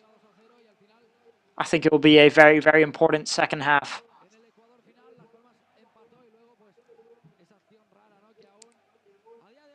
Now, here comes Real Mallorca doing very well to skip past their man. Here's Mojica, tries putting in the cross. It falls to Muriqi. Muriqi takes the shot. And it's the second goal here for Muriqi into this match. And what did I just say? What did I just say? If this match continues like this, Real Mallorca will take the lead. And they have done so. And again, who is it? The Pirate himself. It's Muriqi to get his second goal of the match. And this man is dangerous up front. And what a ball that was there. Mojica puts in the cross from the left-hand side. None of those Las Palmas players challenges the ball at all. And it just falls right to Muriqi. Selicen looks like he gets a hand on it, but he just can't keep it out. The ball rolls in slowly in the back of the net. And none of these Las Palmas players just blocking that cross. Muriqi takes his time to get on the edge of it. Puts in a lovely shot into that bottom first post corner. Again, the ball I just think was going so short, so low. Selicen just gets a hand on it, a touch, but he just can't seem to keep it out. Now Muriqi, 2 goals into this match so far, and what a match this man is having. 29 minutes into this match. Real Mallorca 2, Las Palmas 0. Now here comes Real Mallorca again down that right-hand side. Robert Navarro doing very well to hold the ball here. And Muriqi is just so dangerous. I've been saying this for time. If you can get across a decent pass into him, a good pass, he is going to score on the edge of it. Now here comes Real Mallorca again. It's Muriqi. Robert Navarro asking for it, but the pass is just gone too far there from Muriqi, who had it on the edge of the box. It could have been a third goal there for Real Mallorca. Just tried to play Robert Navarro through, but couldn't make it work. Now here's Las Palmas breaking right through in the counter-attack, playing a lovely through ball down the right-hand side, putting the cross. But it's just gone right into Dominic Graves' hands.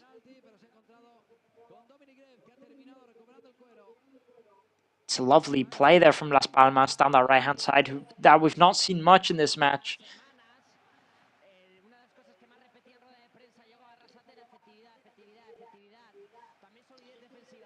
And as I was just mentioning, if you can get a decent pass into Muriqi, doesn't matter if it's high, doesn't matter if it's low, if you can look for him, just look for Muriqi and get a decent cross into him, he is going to score them. He's that type of striker. He's a machine, a goal scorer. And Real Mallorca have done that here tonight. Seems to be their game plan. Look for Muriqi, and that's what they're doing.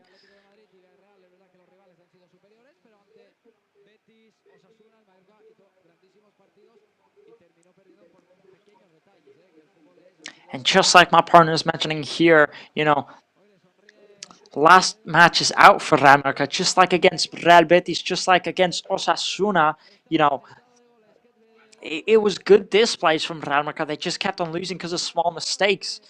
It is true that they have had some bad performances, like against Atletico in Madrid, up against Villarreal, but the last two matches, Betis and Osasuna, they played decent, but they lost because of small mistakes. They have been playing well recently, and you can see it here. Taking a look at the replay again, it's Mojica. Just puts in the low cross, and it's terrible from that Las Palmas defense. Just no one gets on the edge of it. Muriqi manages to get there on time. Sedicen gets a little touch on it, but it's just not enough. Now here's Navarro with the ball. Navarro again with it, taking it forward. He's going to play it. Now here's Pablo Maffeo on that right-hand side. Pablo Maffeo plays Takuma Asano through. Asano plays it back to Robert Navarro. He tries dribbling through, does very well, puts in the low cross. Real Mallorca taking the shot, but Las Palmas block the shot and clear it instantly. Again, a lovely effort there from Real Mallorca. Robert Navarro did so well to skip past his man and put in the cross there. And what a match Real Mallorca's having here so far. Robert Navarro, lovely play there. Just puts in the cross. It's just Dani Rodriguez who takes the touch, gets the shot off, but Las Palmas do well to block it.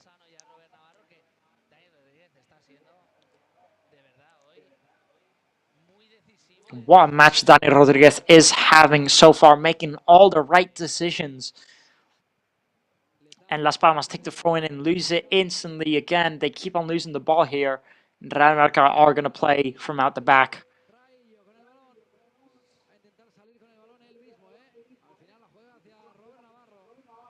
Here's Robert Navarro. He's going to play it down that right-hand side. Here's Maffeo now. Maffeo deciding what to do. He has quite some room down the right-hand side. He's going to play it back. Now here's Omar Mascarrey. Omar's going to play it back to Pablo Maffeo.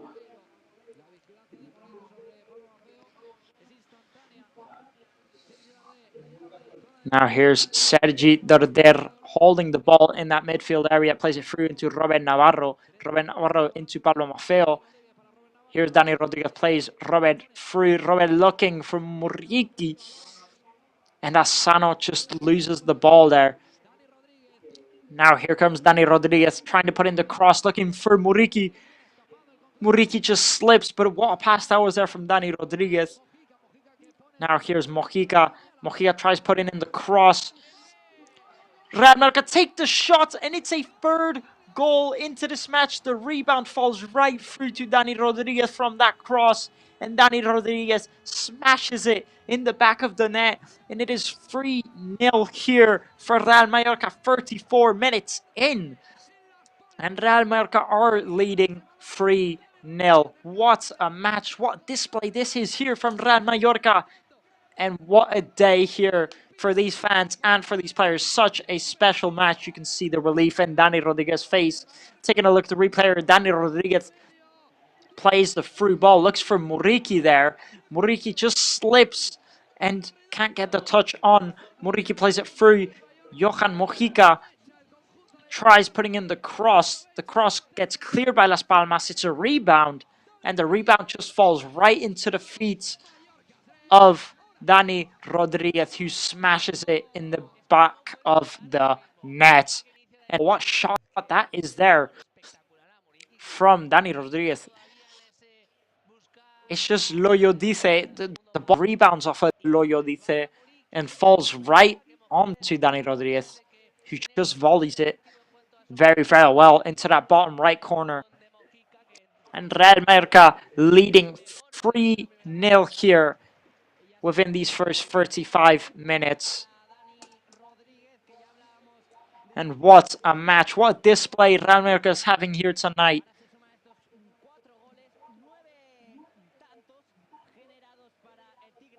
And I mean, this is just such an important match here for Real Mallorca. They really did need this to get back in to their good rhythm. And what a display, 3-0 in, just 36 minutes in.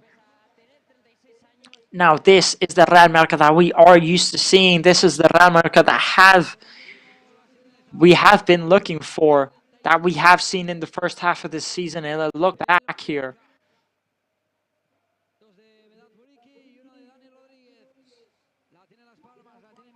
Now here's Las Palmas trying to break it down the left-hand side, but again, losing it almost instantly. Las Palmas just can't seem to make anything work.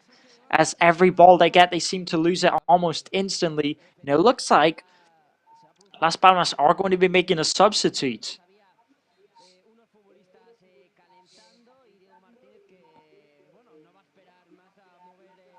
And again, Las Palmas just giving the ball away. It's going to be a goal kick here for Real Mallorca. Taking a look at the replay from that third goal here. As we can see, there's no offside. Dani Rodriguez just puts a little chip pass in. Then Mojica picks it up. Does very well, Mojica, to get past his man there. The ball rebounds off of Lodice in that penalty area box. And it just falls to Dani Rodriguez, who puts in a lovely shot into that bottom right-hand corner. Now here comes Real Mallorca again. Real Mallorca breaking on the counter-attack. Here's Pablo Maffeo on the right-hand side. Maffeo's going to try and look for Muriqui. Can't make it work. Las Palmas clear it, and it's going to be a throw-in for Real Mallorca.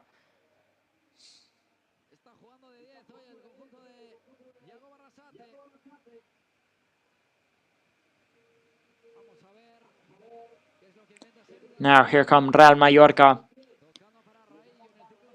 Here's Rayo. He's going to play it into Mojica. Lovely play from Robin Navarro Mojica there. Now Mojica's looking to put the cross in. Takuma Sano almost getting on the edge of it. Sergio there picks up the rebound and kicks it right into his teammate who's on the ground. Now here's Muriqui, puts in the cross. And what a save that is there from Selicen. Muriqui just getting on the edge of that header. And Selicen gets a hand on it. What a save that is there. Now here's Real Mallorca again with the ball. Here's Dani Rodriguez, who plays it into Valgent. Now Robert Navarro. Sergio Dore playing a lovely ball into Pablo Maffeo on the right-hand side. Pablo Maffeo trying to get through, and he gets taken down. Taking a look at the replay there. Sergio Dore just takes the shot. It's a good shot, but unfortunately, Takuma Sano's on the ground, and it just hits him. And what a header that was there from Muriqui. Selicen, it wasn't going on target, it doesn't look like, but it was a lovely cross from Muriqui. Selicen just gets it. Now, Las Palmas. Looks like Benetton is going to be coming on here for Las Palmas. Benito, the number 11 for Las Palmas, is coming already. Just 38 minutes. Las Palmas are making their first substitute, as I think they're having an absolute disaster of a match so far, you could say. Taking a look at that shot from Sergio Dudere, looked like a decent. Unfortunately, just hits Takuma Sano. That header from Muriqui doesn't look like it was going in, but it looks like it was a pass into Takuma Sano.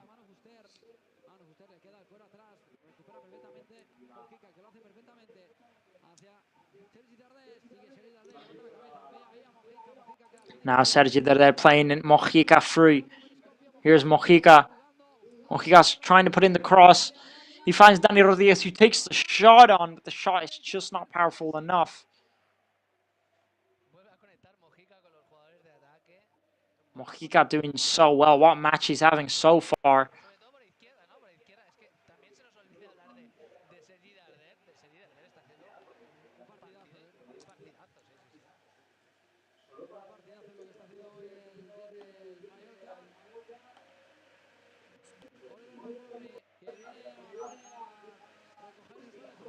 Now Ollie McBurney trying to make it work here for Las Palmas.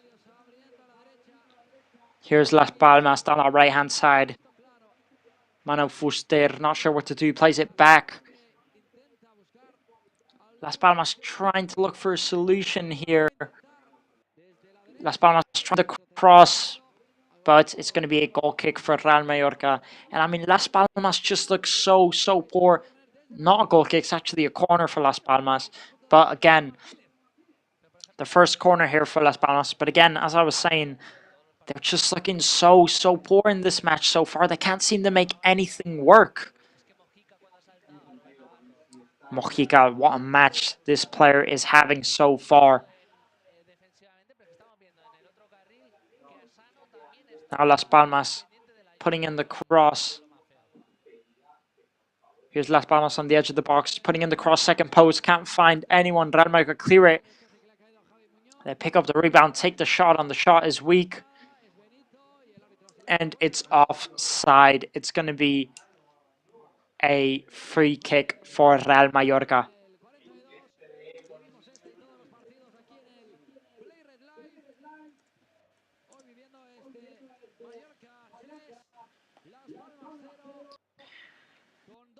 Two minutes into this match so far, Real Mallorca leading 3-0 against Las Palmas. And what a match this man Muriqi is having. He scored 2 goals here so far. Can he get the hat-trick? That is the question. At this rhythm, he definitely could. Real Mallorca just looking so strong today, so good. This is one of the best performances I've seen in ages from Real Mallorca.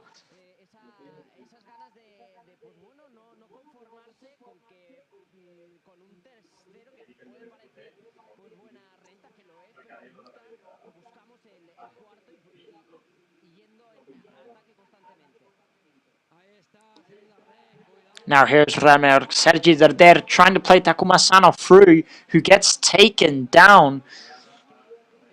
And it's going to be a free kick for Real Mallorca. Takuma Sano just looks like Sergi Derder played a lovely through ball into Takuma, but Marmol just takes him down while he's on the run. What a match Real Mallorca is having so far. Takuma Sano having a great match. Everyone is just playing their part so well.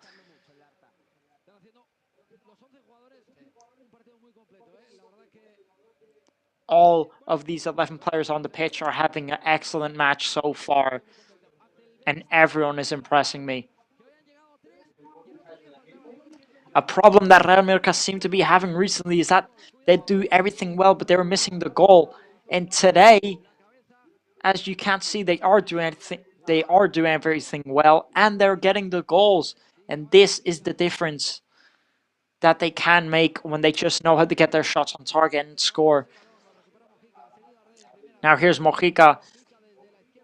Mojica trying to put in the cross. Cross has gone way too wide down that second-hand post, but Robert Navarro gets it back, and it's offside here.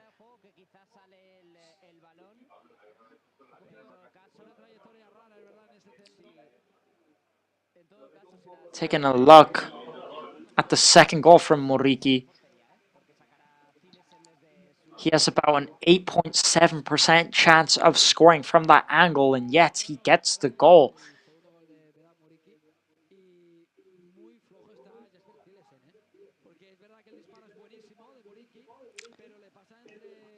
And I do have to say, Celisen, the Las Palmas goalkeeper, definitely should have saved that second shot from Muriqi. I mean, it's a good shot from Muriqi because he puts it bottom first post corner, but the ball is going it's not going too fast, not too strong. He gets a hand on it, but just can't seem to keep it out. There's going to be 3 minutes added on into this first half. Real Mallorca comfortably winning this match so far. Now here's Molero doing very well to skip past 1 or 2 players. Now Las Palmas on the edge of this box. Munoz not finding a solution. Manu Fuster with the ball here. He's going to pass it right to Muriqi. Muriqi is going to try and play him free, but he gets taken down. Muriqi playing a lovely through ball into Takuma Sano. And again, Takuma Sano gets taken down on the run. Viti gets booked a yellow card there for that action. And it would have been a great ball there from Muriki. But again, Takuma Sano gets taken down for the second time on a run. As you can see, hand there, he gets pulled by the shoulder. It's definitely a foul. Now here's Real Mallorca take the free kick quickly. Robert Navarro with that ball. Mojica's going to play it back. Now Antonio Rayo with the ball in Real Mallorca's half.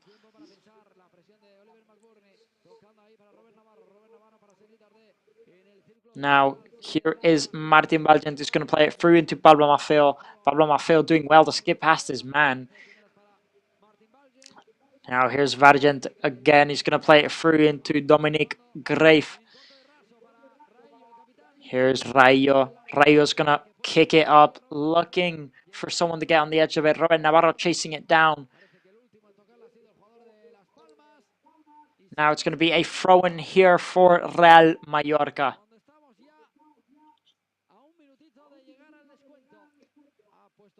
We're just about 1 minute away before the end of this first half. And what a first half Real Mallorca's had so far. Now Mojica's going to take the throw-in quickly. Here's Mojica. Here's Sergi Dorder into Omar. Robert Navarro now. Real Mallorca just holding that ball on the left-hand side. It's brilliant. Las Palmas boot it up and Real Mallorca picked the ball up again.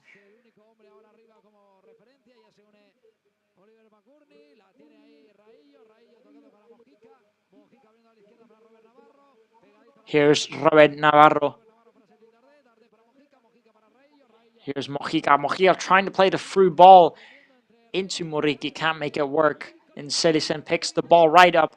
And that is the end of this first half.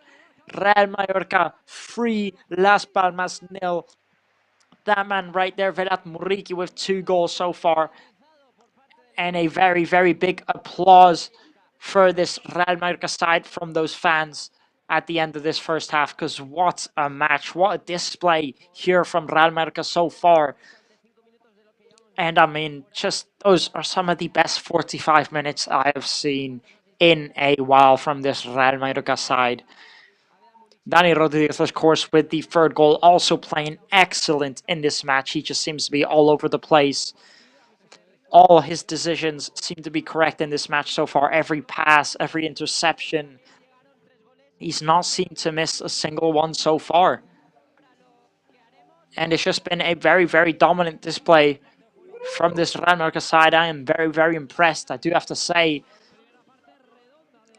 And this is definitely the confidence that this Real Mallorca side needed. And I'm not even going to lie, I definitely wasn't expecting this as a first half. You know, I was expecting a decent first half from Real Mallorca, but nothing like this. And this is quite the dominant display. I mean, 3 goals. You know, you're talking about a team that's gotten 1 goal in the last 6 matches, and now they've gone out here tonight. They've scored 3 in the first half.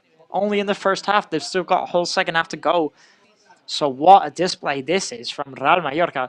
Definitely not something I think that anyone expected. I mean, I expected Real Mallorca to win, but nowhere near as good as they're winning here tonight. Now we're going to go on a quick break, but we have plenty to talk about this first half and plenty more to talk about going into the second half. So do not go anywhere.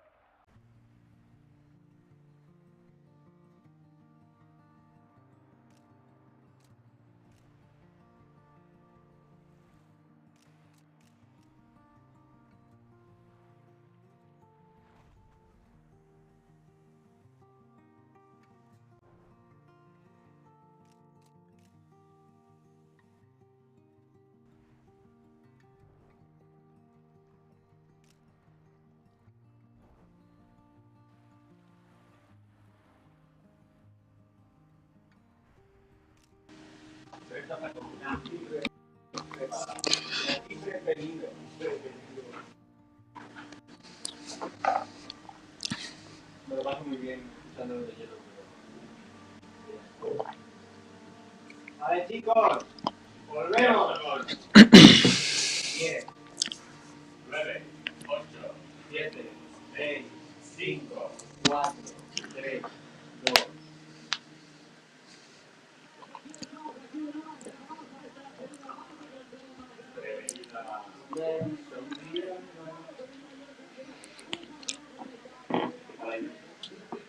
¿Son todos goles? Va, play. Mételo, play, dentro los goles.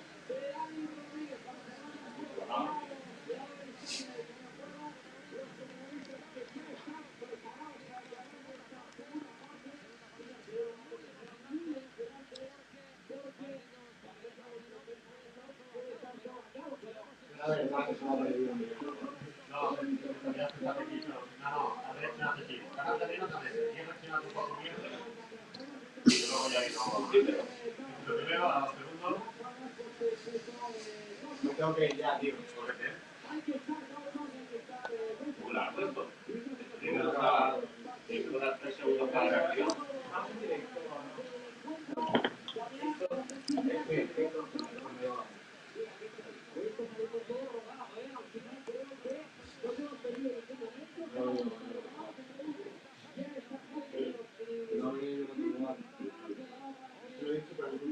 Me ha dicho, ¿qué tal la nota? Y yo, bueno, hemos encontrado el celador, hemos tenido que pagar 200 casos.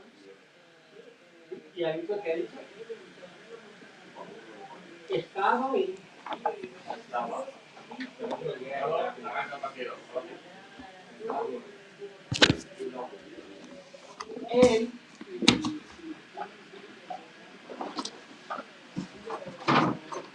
4, 3, ¿lo tenemos?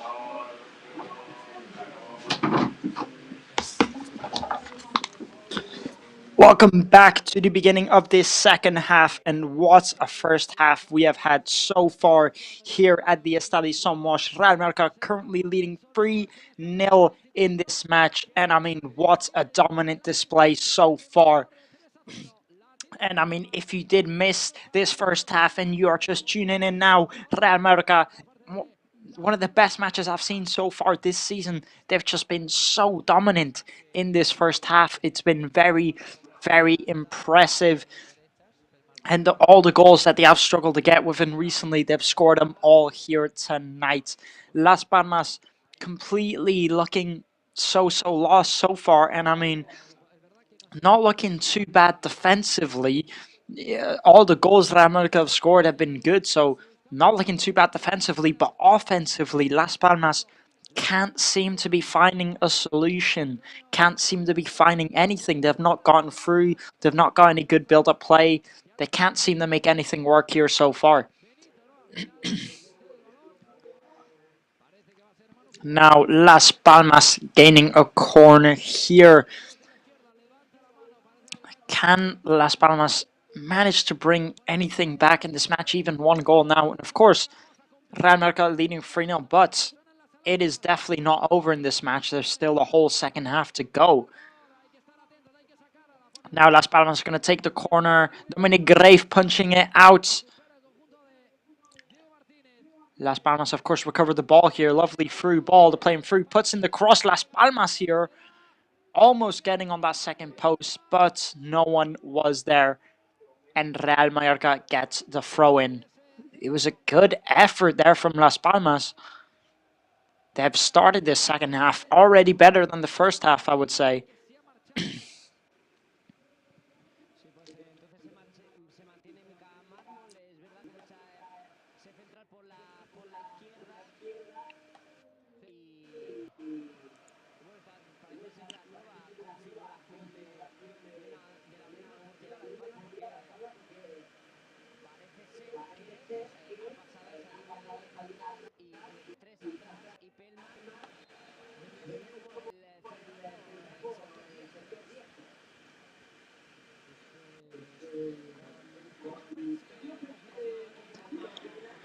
Now the play has stopped. Las Palmas did make a change going into the second half. Looks like they're trying to go more offensive now, obviously, as they should, as they are losing 3-0. And as I said, it wasn't the defense the problem in that first half from Las Palmas. I think it was the offense. They just couldn't seem to find a single solution up front. They didn't have anything. They looked so poor. Now here's Robin Navarro down the left-hand side. Lovely through ball from Robin Navarro. Muriqi getting on the cross, taking the overhead kick here, Takuma Sano. What an effort that was there from Takuma Sano. It was a lovely ball there from Robin Navarro. And an even better cross there from Dani Rodriguez, who tries to play it through into Muriqi. Muriqi gets off the header.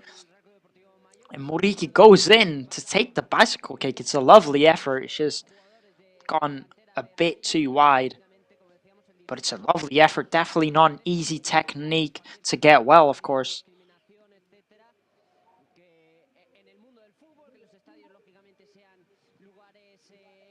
Now here come Las Palmas.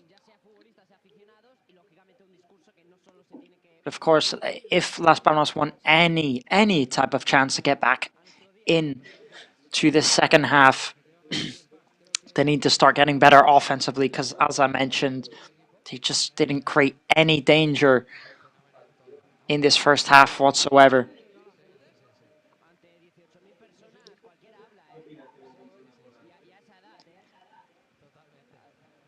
Now here come Las Palmas. It's Ollie McBurney. Ollie McBurney playing a lovely through ball there. Here's Las Palmas on the edge of the box. Las Palmas looking sharp here, not losing the ball here so far. Lovely play from Las Palmas, taking the shot on right to that first post, but Dominic Grave catches it quite easily, no problem. But Las Palmas already looking much better offensively in this first half compared to in this second half. But of course, as I mentioned, the match isn't over, and Real Mallorca can't let this slip. Now here come Las Palmas again. They're going to play it through down to that left-hand side.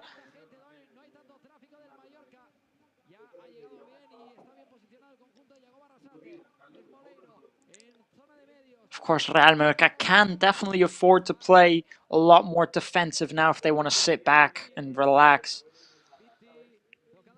Now here's Viti creating a lovely play, but Mojica gets on the edge of it. Mojica gets there first and kicks the ball up.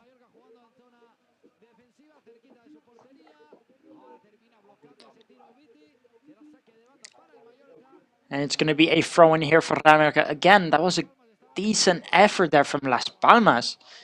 It was very, very good play. It's just a poor shot there to finish off the play, but it's a decent play. Moreiro just couldn't get the shot that he wanted. But as I did mention, the match is not over. It's still a full second half to go. So anything could happen here. Real Mallorca just can't afford to let this slip now that they've got such a massive lead. Now, lovely ball there from Mojica.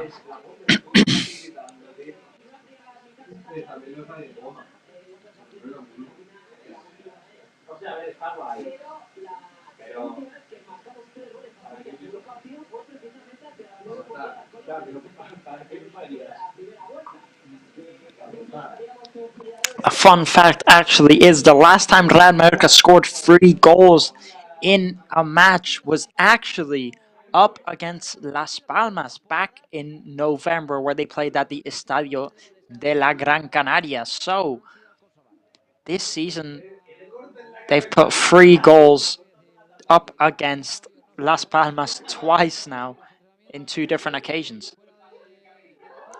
Now Las Palmas trying to create attacking play, Real Mallorca clearing it.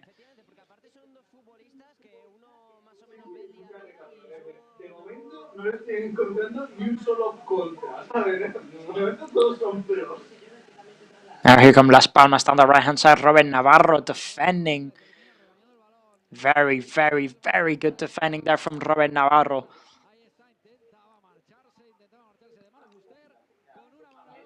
And it's going to be a throw in here for Real Mallorca.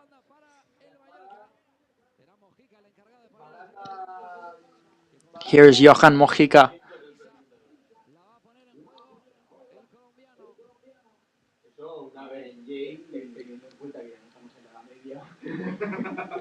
Now Mojica taking the throw in into Dani Rodriguez. Dani Rodriguez plays a lovely through ball here to find Takuma Asano. Takuma Asano brings it down very well, holding it now. Takuma Asano trying to dribble past his man. He's doing very well. Dribbles past 1, 2. Muriki lays him off, but the shot just goes flying. It's Dani Rodriguez who just could not get the shot off. And what a play that was there from Takuma Asano. Look at the touch. And he does so well to dribble past those 2 defenders there. Lays it off to Muriki. Muriki plays a lovely little pass into Dani Rodriguez. Look at that. Through the leg from Takuma Asano. And then dribbles past his man again. Muriki just lays Dani Rodriguez off. So skies it. Here's hitting the poster. Muriki to get his hat-trick for this match. Muriki was free on net and he hits the match. Now here's Robert Navarro picking up the ball. Robert Navarro cutting in, taking the shot on, and it goes massively wide. Now, what just happened there? What an attacking play we had from Real Mallorca there. And I mean, the camera's cut, so I just managed to see on time. Robert Navarro plays Muriki through. Muriki does very well to dribble past his man, puts it on his left foot. Takes the shot and it just hits off the post. It could have been a hat-trick there for Muriki, the Pirates, but unfortunately just bounces off the post.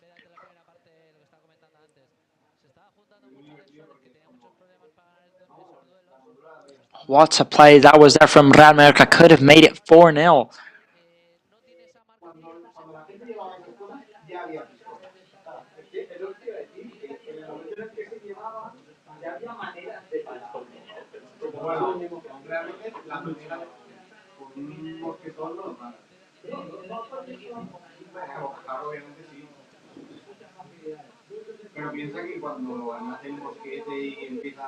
Now, Real Mallorca losing the ball and Las Palmas are going to try and do something with it. Takuma Asano putting on the pressure. Muriki pressing the goalkeeper Celis in here. Las Palmas not sure what to do, just booting it up, and Real Mallorca recovered the ball here. Las Palmas just so lost into this match so far. Now here they come down the right-hand side, putting in the cross, trying to find Muriqi. The cross is too low. Las Palmas clearing it.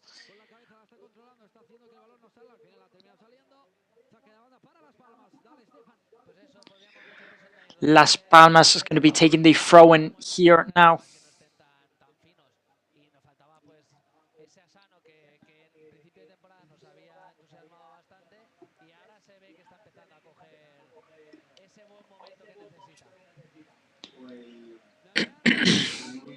And I must say, it's quite a very, very dominant display. Not from just one or two of these players in this team, but every single player seems to be impressing me so far. The 11 in this squad have been so good. Everyone's been doing their job right, and they really are playing as a team. Now, Sergio Deret playing a lovely long ball into Pablo Maffeo. Pablo Maffeo's taking on himself, cutting in, trying to play in Muriqi.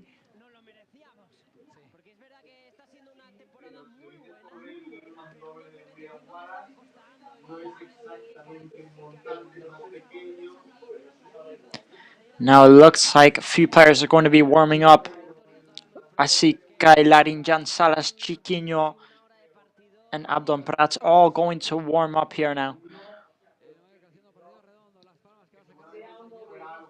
Now Las Palmas are going to take the throw in.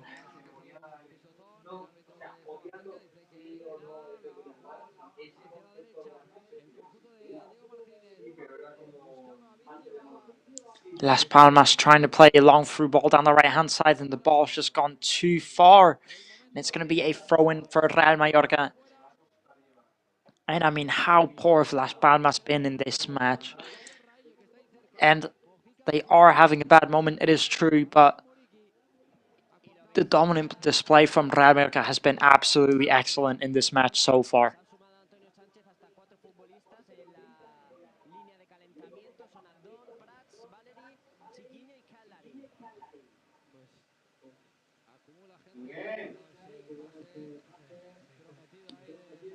Real Mallorca can definitely afford to make some substitutes here very soon. I'm sure they will, to give their players some rest.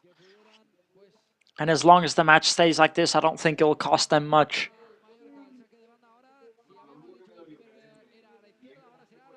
And this Las Palmas side has just been so poor offensively. And I mean, you can look at the result and say, maybe it's the defense fault, they conceded 3 goals, but it's just the offensive has been so poor. They've not managed to create anything, not be able to find anything. They kept on losing the ball. And every goal from Real Mallorca has been a very, very good goal. I don't think it's been the defenders, maybe on the second goal, but it's just poor team display from Las Palmas.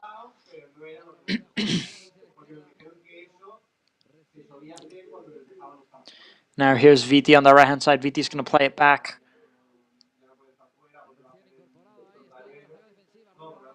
Las Palmas trying to start a team play, but again, losing it in that midfield. Now here's Ruben Navarro on the left-hand side. Ruben Navarro's going to take it for himself. Gets taken down. No foul. Here's Andy Permal. Javi Munoz playing it back.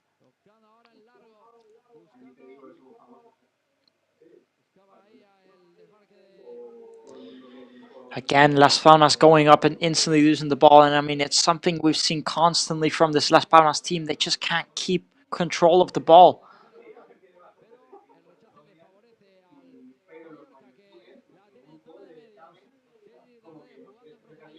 Now here comes Pablo Maffeo. Sergi Der back to Pablo Maffeo. Pablo Maffeo back to Sergi Der. Real Mallorca maybe starting to slow the play down a little bit, maybe. Maybe realizing they don't need to rush it. Now here's Mojica. He's going to play it into Ruben Navarro. Ruben Navarro's going to switch it down the right-hand side. Trying to play the through ball into Takuma Sano. Asano just couldn't get there on time, and Celisen comes out well to pick up the ball first. Lástima porque Asano está fino, a la espalda de la defensa de Las Palmas y muy fino Sergi también hoy, Está haciendo mucho daño, Asano, en esos desmarques, insisto, creo que es... Now here comes Dominic Greif with the ball. Dominic Greif's going to play it short. Here's Pablo Mafeo. Mafeo's going to play it back to Greif, and Greif is going to kick it up. It's going to be a foul for Real Mayor for Las Palmas. Just looks like one of the Real Mallorca players pushed in the back. Now here come Las Palmas. Can they make anything count for it so far? They're going to play it down that right-hand side into Viti. Viti. Here comes Viti down the right-hand side. He's going to put in the low cross. Las Palmas getting on the edge of it, taking the shot off. And it's a goal here for Las Palmas.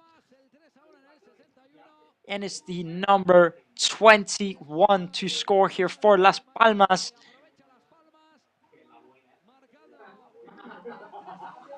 Bajcetic, the number 21 Bajcetic scoring here for Las Palmas. And it was just Viti who created a lovely play down that right-hand side. Las Palmas playing a 1-2 simple football here. Viti takes it down the wing, puts in the low cross around into the penalty area box. And Bajcetic is there to get on the edge of it with his right foot. Puts in a lovely volley in the bottom right corner. Tell you what, it's a lovely shot that there. Pablo Mafeo almost gets on the edge of it, and so does Greif, but Las Palmas score. Now Real Mallorca cannot afford to lose this lead here.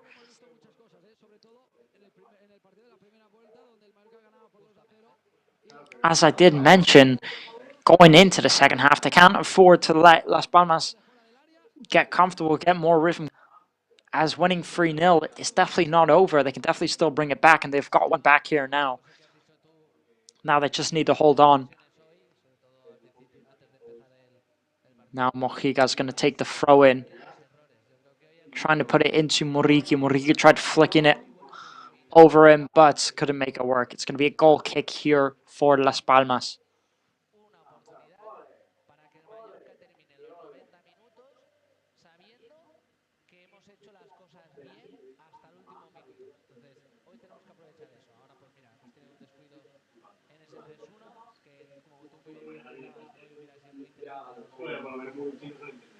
Es lo que iba a decir.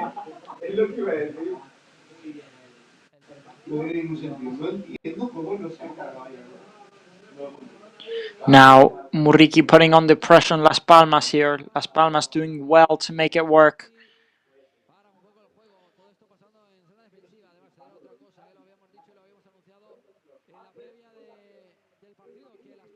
Las Palmas trying to switch it down, playing a long ball to the left-hand side. McBurney picks it up, but loses it instantly there.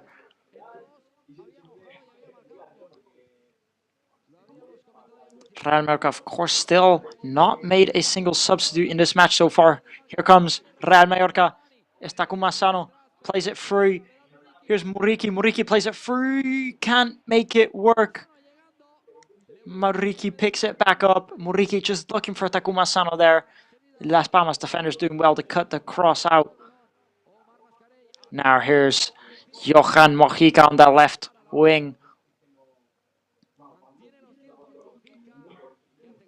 Mojica getting surrounded. Does very, very well to get out there. Ruben Navarro putting in the cross.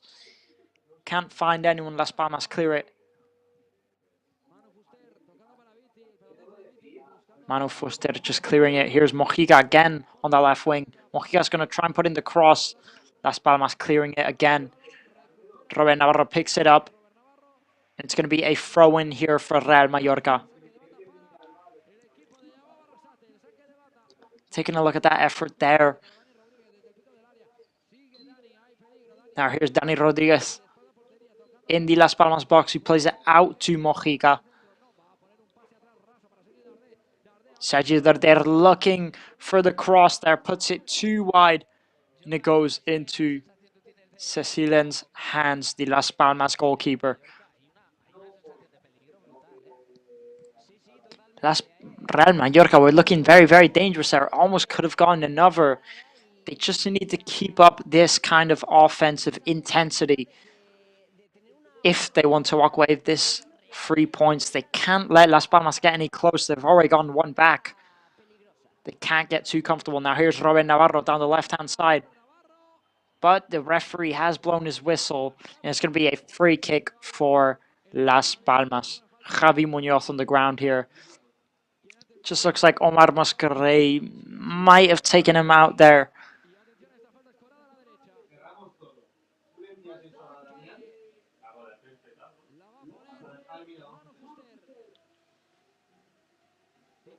Now Manu Fuster is going to put in the free kick here for Las Palmas.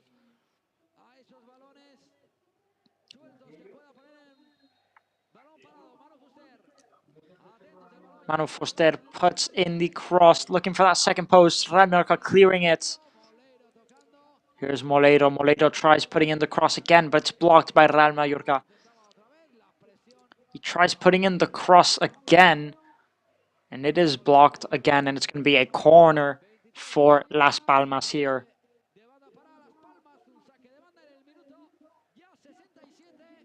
66 minutes into this match so far. Real Mallorca leading 3-1. Now Las Palmas down the left-hand side trying to put in the cross. Johan Mojica clearing it.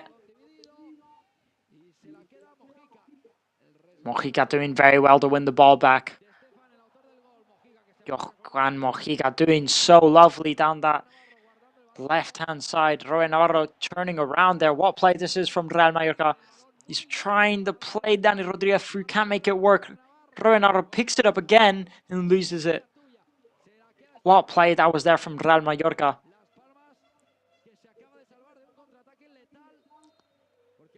It could have been very, very dangerous there from Mallorca. Look at that play there from Mojica. What a play that is there to play the nutmeg on Olive McBurney, the Scottish centre forward currently playing striker this game, who we've not seen really at all in this whole match. We've not seen any offensive play from Las Palmas so far. Now Takuma Sano trying to drill past, gets the throw in.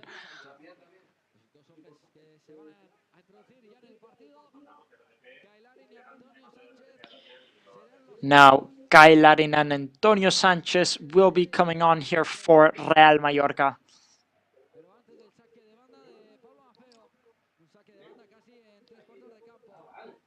Pablo Maffeo taking the throw in.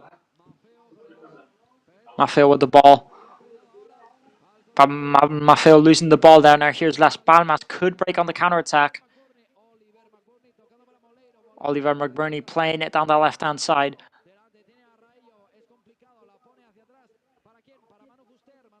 Now here's Las Palmas on the edge of the box. Manu Fuster.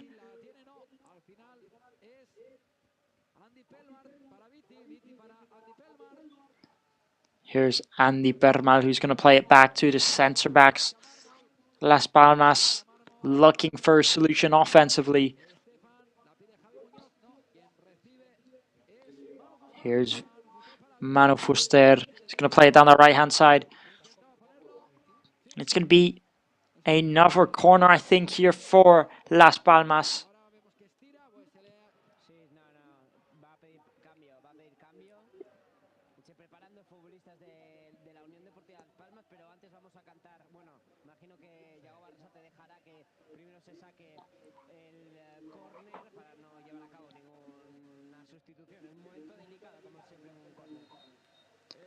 It looks like one of the Las Palmas players is hurt. Looks like he's going to be getting subbed off after this corner. But Las Palmas are going to take the corner now. Put it second post. They couldn't make it work. Here comes Real Mallorca. Can they break on the counter-attack? Mojica doing very well to dribble past here. Trying to play Takuma Sano through, but Las Palmas gets there on time and cuts it out. Takuma Sano was through on goal. The ball just fell short of him. Now it's a double substitution from both sides.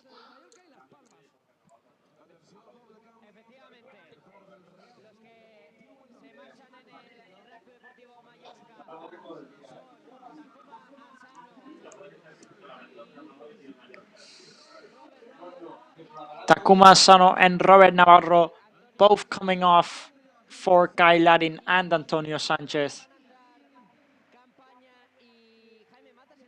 Campaña and Jaime Matas coming on for Las Palmas here.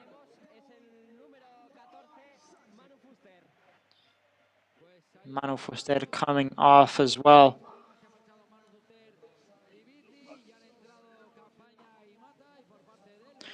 Campaña y Mata both on here now for Las Palmas.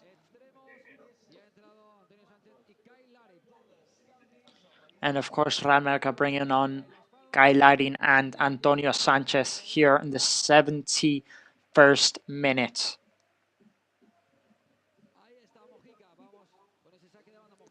Now here's Mojica. Here's Sergi Darder doing very well to dribble past his man. Can't make it work. Sergi Darder on the ground here. Looks like he got hit. Hopefully he will be okay. And what display Takuma Sano's had this match. He didn't score a goal, but he was making all the runs, doing very well to separate the Las Palmas defenders.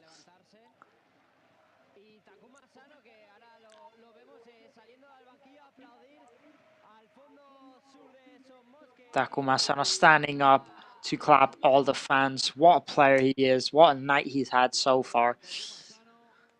Now Real Mallorca are going to take the corner. Putting it into that second post. Can't make it work. Las Palmas clear it. Now the ball with Dominique Grave, the Real Mallorca goalkeeper.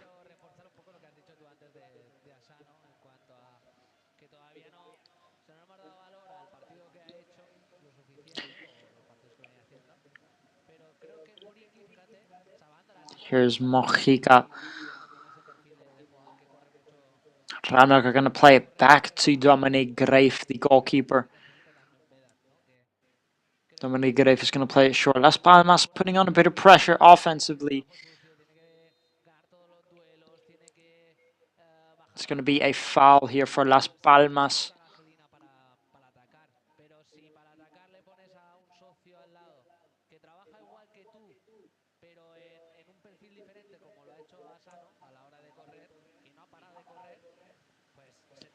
Takuma Sano, sure, he didn't get a goal out here tonight, didn't maybe get an assist or anything, but he was just running all over the place, making all those runs, going through. He's unlucky to not get a goal here tonight, but he was just separating and breaking that Las Palmas defense so much. That's why I rate him so much. Now Las Palmas putting in the low cross. First post could have been dangerous, but nothing came from it. It was offside here from Las Palmas. Now, there's about 16 minutes to go, plus extra time before the end of this second half. Can Las Palmas possibly bring it back? We've seen crazier things happen for sure.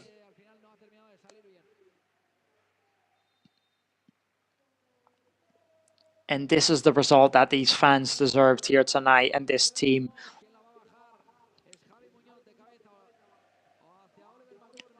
Javi Munoz doing well to play in the header.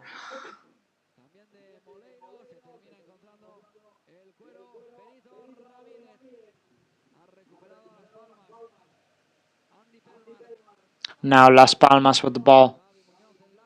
Javi Munoz trying to play a through ball, and it was a decent effort.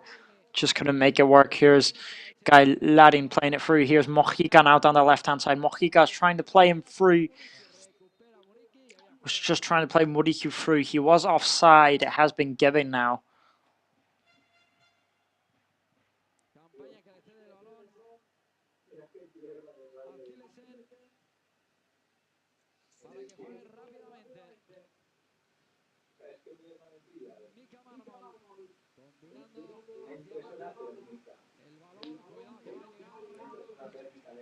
Dangerous there from Las Palmas.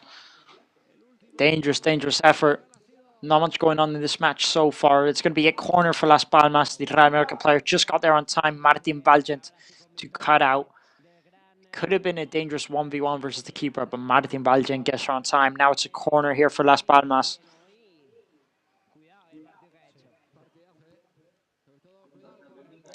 Putting in the corner, second post, Las Palmas. Real Mallorca clearing it. Taking the shot on again. Cleared. Here's Campaña with the ball. Moreiro looking for a solution. They play out wide on that left-hand side. Las Palmas put in the cross, but again cleared by Real Mallorca. Not losing any aerial battles so far, Real Mallorca. Now here they come. Can they break on the counter-attack? It's Guy Ladding. Guy Ladding seems to fall down, claims a foul, but the referee says no.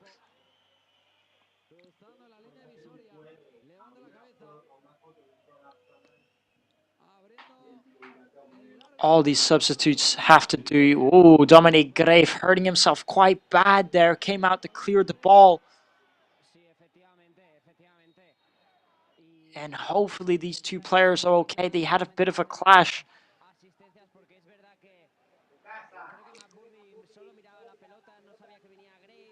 Looks like it's Olive McBurney who just went for the ball. Didn't see Dominic Grave, and they both just clash into each other. Dominic Grave gets there first. Hopefully they are both okay.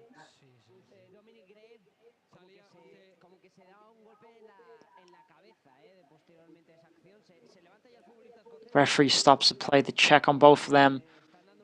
Dominic Grave still on the ground here. Hopefully it is nothing too serious.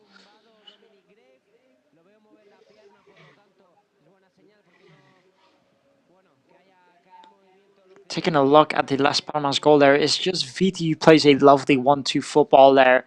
Puts in the low cross. Bajcetic is just there all on his own on that penalty area box.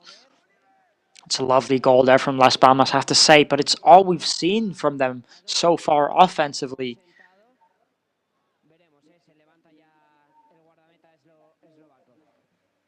Dominic Grave on his feet.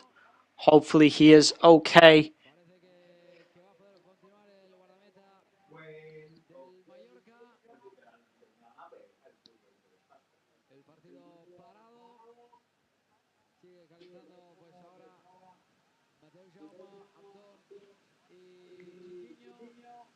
Looks like he will be okay. Again, Real Mallorca players warming up. They have Chiquinho, Mateo Jaume, all warming up so far.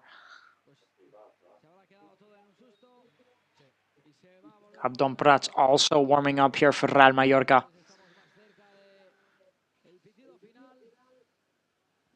We're about 12 minutes away before the end of this second half.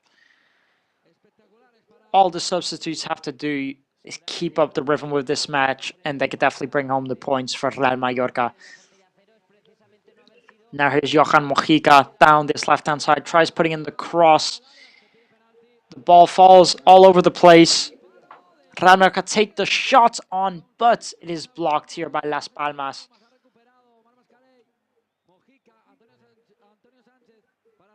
Here's Antonio Sanchez. He's going to try and put in the cross again. Can't find anyone. Ball falls. The rebound falls to Mallorca, who take the shot on. But it was a poor shot. Celicen saves it. And it's going to be a corner for Real Mallorca. It's just Dani Rodriguez. It's a poor shot. It goes really soft, really low. Celicen gets a foot on it.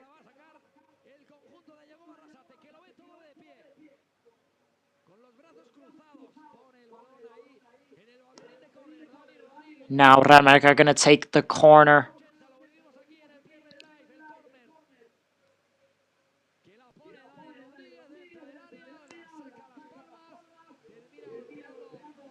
Now, Las Palmas trying to break on the counter-attack, losing it. Now Mallorca are going to restart, going to play it down. Looking for Dani Rodriguez, couldn't find him. Now here's Las Palmas. Las Palmas playing the ball out wide on the left-hand side. Pablo Maffeo defending so well here for Real Mallorca.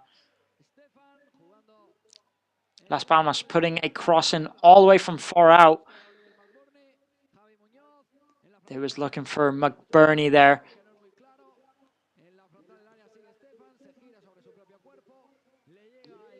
Las Palmas doing well to hold on to the ball here. Can they find a solution? Putting in the cross, second post. Real Mallorca clear it. Las Palmas get the ball back again. Campaña playing a lovely through ball down the left-hand side. Putting in the cross, looking for second post. Johan Mojica clears it. Guy Larin picks it up. Real Mallorca claiming they got fouled here. Referee not giving it. Play's going to continue. Las Palmas continue with the ball. Javi Muñoz putting in the cross. Las Palmas doing very well. And it could have nearly been a second goal here for Las Palmas. And Larin is going to pick up a yellow card here for protesting.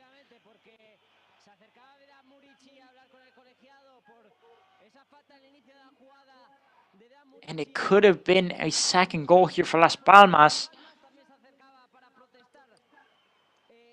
Muriqui wasn't happy with the referee, neither was Guy Larin.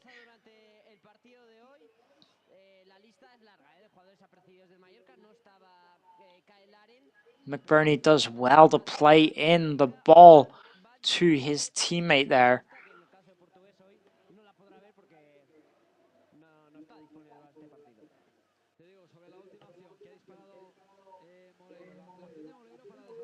It was Molero who took the shot off for Las Palmas. Just went wide. Now here's Guy Larin. Guy Larin playing it back into Dani Rodriguez. Dani Rodriguez puts in the cross looking for Muriqui.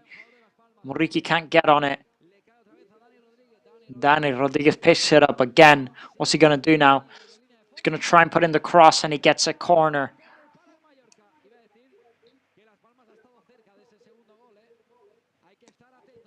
It was very, very close there. Las Palmas were very close to getting that second goal.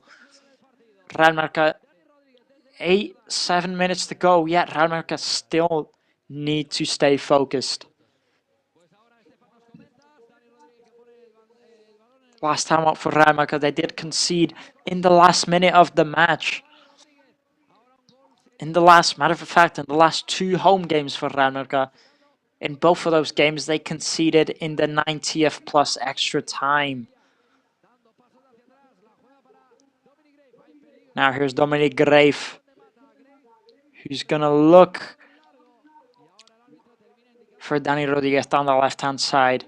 Dani Rodriguez takes Mata down. It's going to be a foul for Las Palmas.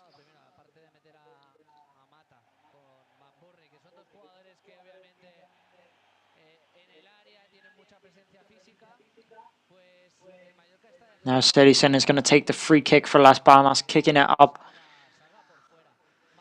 Mallorca clear it, but Las Palmas get the ball.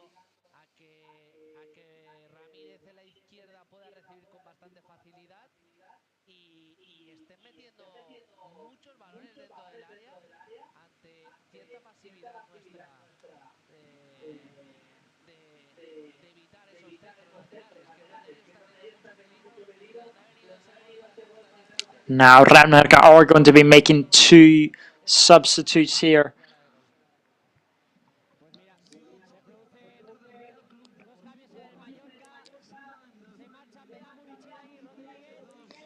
Dani Rodriguez and Vedat Muriqui both coming off for Real Mallorca.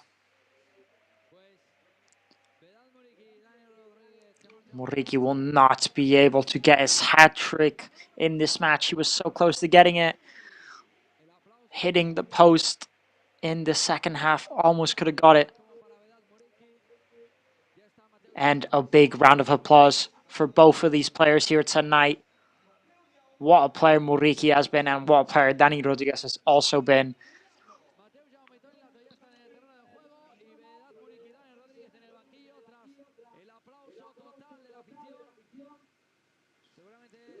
Taking a look at the replay, just hit the post to make his third goal. Could have been, but I'm sure he'll be more than happy with 2 goals here tonight.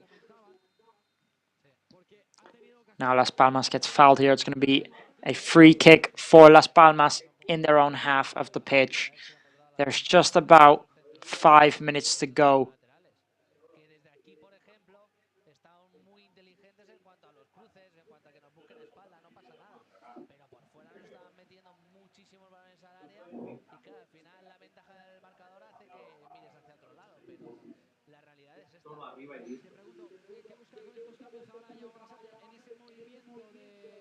Now here come Las Palmas trying to look for it down the right-hand side.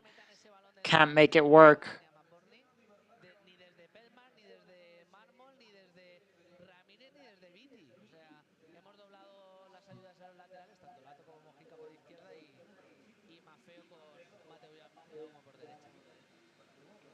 Now Las Palmas making another substitute here.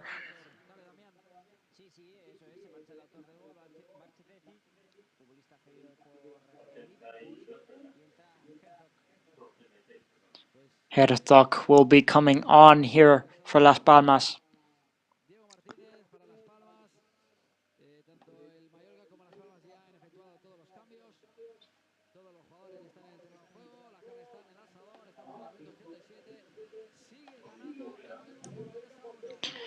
'87th minute now of this match. Real Mallorca winning 3-1.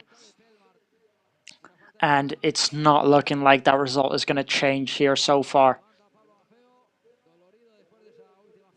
Pablo Maffeo got taken down there. It's going to be a foul here for Real Mallorca.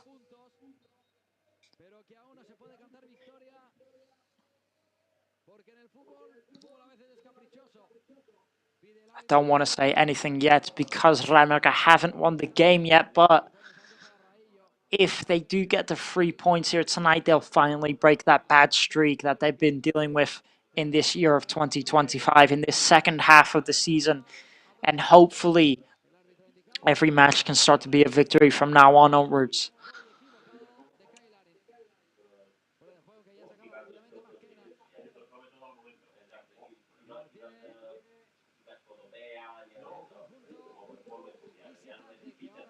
Now Las Palmas trying to make it work, but it's offside here for Las Palmas.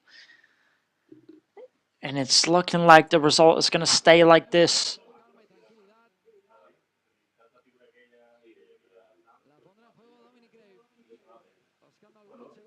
Dominic Grave going to take the free kick here for Real Mallorca. Plenty of singing and cheering here at Sonmosh tonight, as I'm sure these fans are feeling relieved to finally see their team get a win in 2025.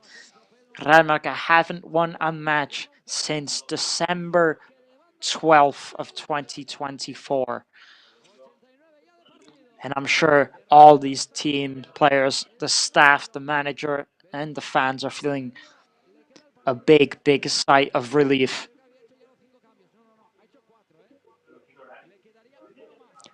Now Kailarin trying to bring it down, couldn't make it work. It's going to be a throw-in for Las Palmas.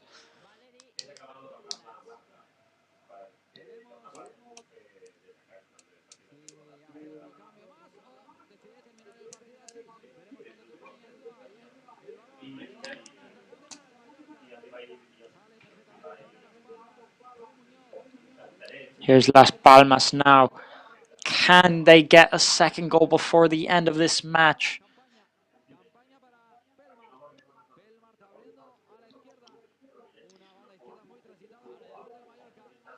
Las Palmas losing the ball and Real Mallorca recovering it here now.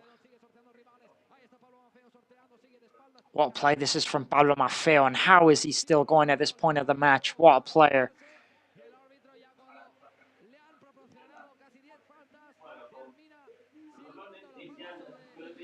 Pablo Maffeo, lovely work from him. The dribble past 2, gets the ball back, then dribbles past 2, and continues to get the foul. What a match he is having. Now looks like Valery is going to be coming on here for Real Mallorca.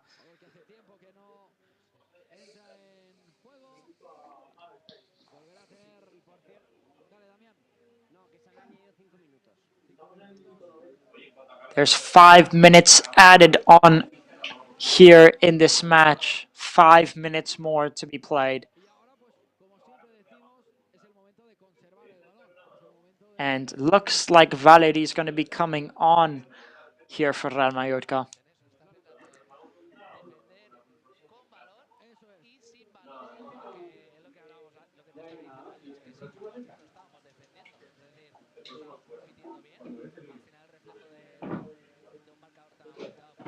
Now here comes Mojica down that left-hand side. Mojica trying to look for Guy Latin. Couldn't seem to make it work, but Maffeo is going to pick up the ball, and Mateo Jaume just playing it back. Here's Mateo Jaume. Antonio Sanchez now. Here's Rayo. Rayo is going to try and go forward. Here's Sergi Darder, plays it through.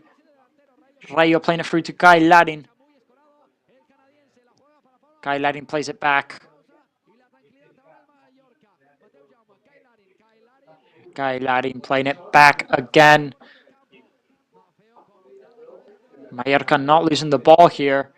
Tries putting in the cross, but it's gone way to second post, and it's going to be a throw-in for Las Palmas. Now Valery is going to be coming on here for Real Mallorca, and Pablo Maffeo will be coming off. You know, what a match he's had here tonight.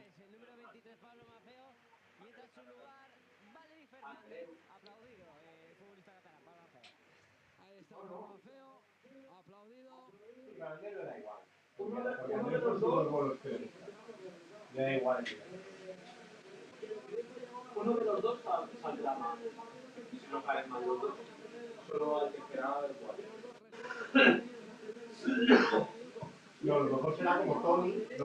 Now Las Palmas are going to take the throw-in, losing the ball almost instantly. It's going to be a throw-in for Real Mallorca.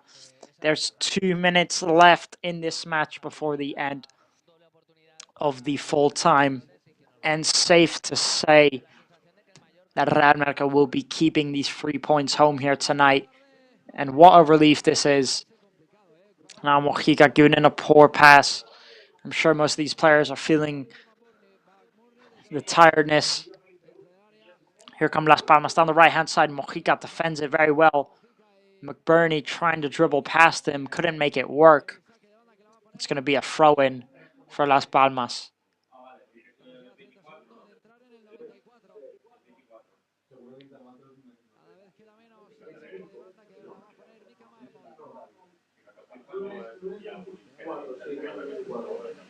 Now Mika Marmol is going to take the throw-in. He's going to put it in the edge of the box.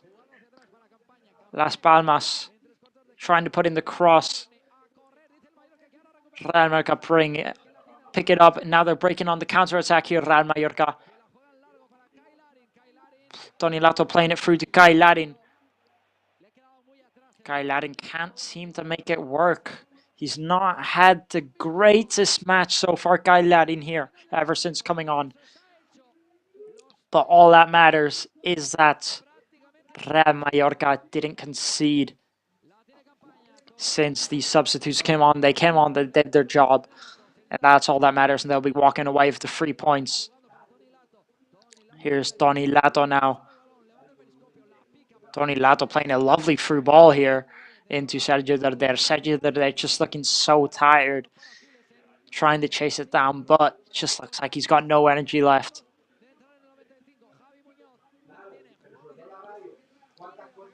Now about 25 seconds left to go here.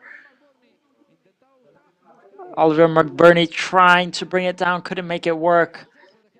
Real Mallorca recovered the ball.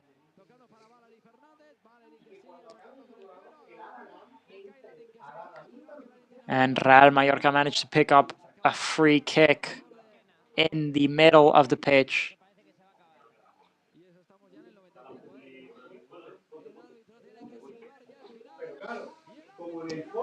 And that is the end of this match. That is the full time whistle here.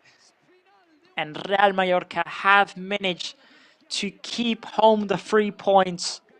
Real Mallorca 3, Las Palmas 1. And what a match Real Mallorca have had here tonight.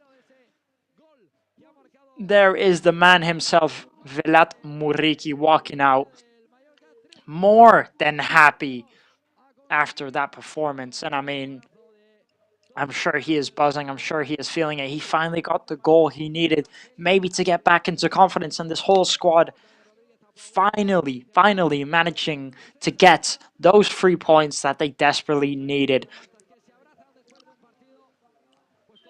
And you can see all the players feeling more than relieved after that match.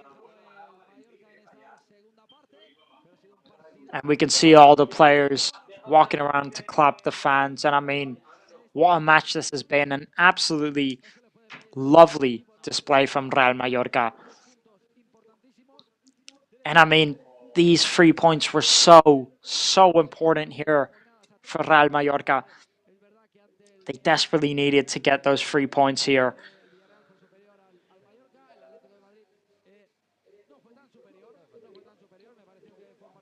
And I mean, what a match this was here. Real Mallorca was so much more superior than Las Palmas in this match. And I mean, Las Palmas, it just looks like offensively they were struggling so much, you know. I think, you know, the goals they conceded defensively, I don't think it's anything to put on them. I don't think it's the defender's fault. I think Real Mallorca just put in such good free goals. The keeper should have saved. Cecilesen should have saved. Definitely Muriki's second goal, but still, I just think it was a missing offensive play. They just couldn't seem to find a single way through. They only had about one occasion in the second half, and they got a bit better. Sorry, they only had one occasion in the first half, and in the second half, they got a bit better, but still, it just wasn't enough. And, you know, Real Mallorca knew how to make the most of that. I just think Real Mallorca were the better team overall. I don't think there's more to it. What a performance that was there from Real Mallorca after so long. You could see them clapping the fans. You could see all the fans dancing on the screen here. And I mean, these fans needed these 3 points. The players needed these 3 points. Everyone needed these 3 points to finally break that bad streak that Real Mallorca has been having, you know. They've lost 5 matches. Then they got a draw. And, you know, I think when they got that draw, that was the start. That was the positive to start looking better. Then they won this match and they showed the Real Mallorca side that they actually are, you know? And that's what I've been saying. That they are perfectly capable of doing it. We've seen this type of Mallorca in the first round of the season. And this season they've gone out here and now they've done it. You know, they've done it. And they need to keep up this type of performance all season if they want a shot at European football. And this is the Mallorca that we know. This is the Mallorca, the real Mallorca. They just need to keep this up. Now, getting that win, that does leave Real Mallorca up at 7th place. They do take a gap now on some of the teams below them. They go up with 34 points all the way up to 7th place. Just one position away from that Conference League spot or that European football spot. You know, as I said, if they want any type of shot of getting European football, then every performance needs to be like that, you know. I think the problem Real Mallorca have been having lately, it wasn't poor performances. I mean, they played bad against Atletico Madrid and some of the previous games, but against Osasuna and up against Real Betis, it was a good team performance, but they were missing the goal. They just couldn't get the goal. They were missing the final step, and it was getting the shots on target and scoring because the build-up play was good, the defending was good, but they're just missing the goal. And this match, they've gone out here and they finally got the goal that they needed and that they deserved, you know. So if these strikers like Muriqi, talking about him for example, if these strikers can keep up this type of performance all season, you know, the striker's job is to score, and Real Mallorca managed to supply, those players managed to supply Muriqi out here tonight. The crosses were good, the passes were good, and Muriqi did his job at scoring all of them. Kept them on target, scored them. And if Real Mallorca can manage to do that all season, then they could definitely go places. They could do things, and this is the Real Mallorca that we are used to seeing. So it's an absolutely brilliant display here from Real Mallorca tonight. Looking at the stats of this match, Real Mallorca had 48% of possession and Las Palmas had 52% possession. And as we have seen recently, Real Mallorca are doing good at keeping possession recently in these matches. Last match out against Osasuna, they had 45. Against Real Betis, they had about 47. So they're competing with these teams. They're playing well, as I say, playing decent, but they're just missing the goal. But today they got it. They had 14 shots with 5 on target. Recently, they've been getting 1-2 shots on target, and that's about it. But today they got 5, and 3 of them were goals. So, that's what they're missing. Las Palmas got 9 shots with 4 on target. So when you look at it, if you're looking at the stats like that, it doesn't look like Las Palmas did as bad as they did offensively. But I just think they were really poor offensively. They struggled. But you can't be surprised, as I mentioned, if Las Palmas had Fabio Silva and Sandro Ramirez, both of those 2 players on 7 goals, their maximum goal scorers for Las Palmas this season. If tonight Las Palmas had those 2 players, because they're out injured for those you don't know, then I think it could have been a completely different match. I think Las Palmas could have scored easily 1 or 2 more. Now we're going to listen to Muriqi.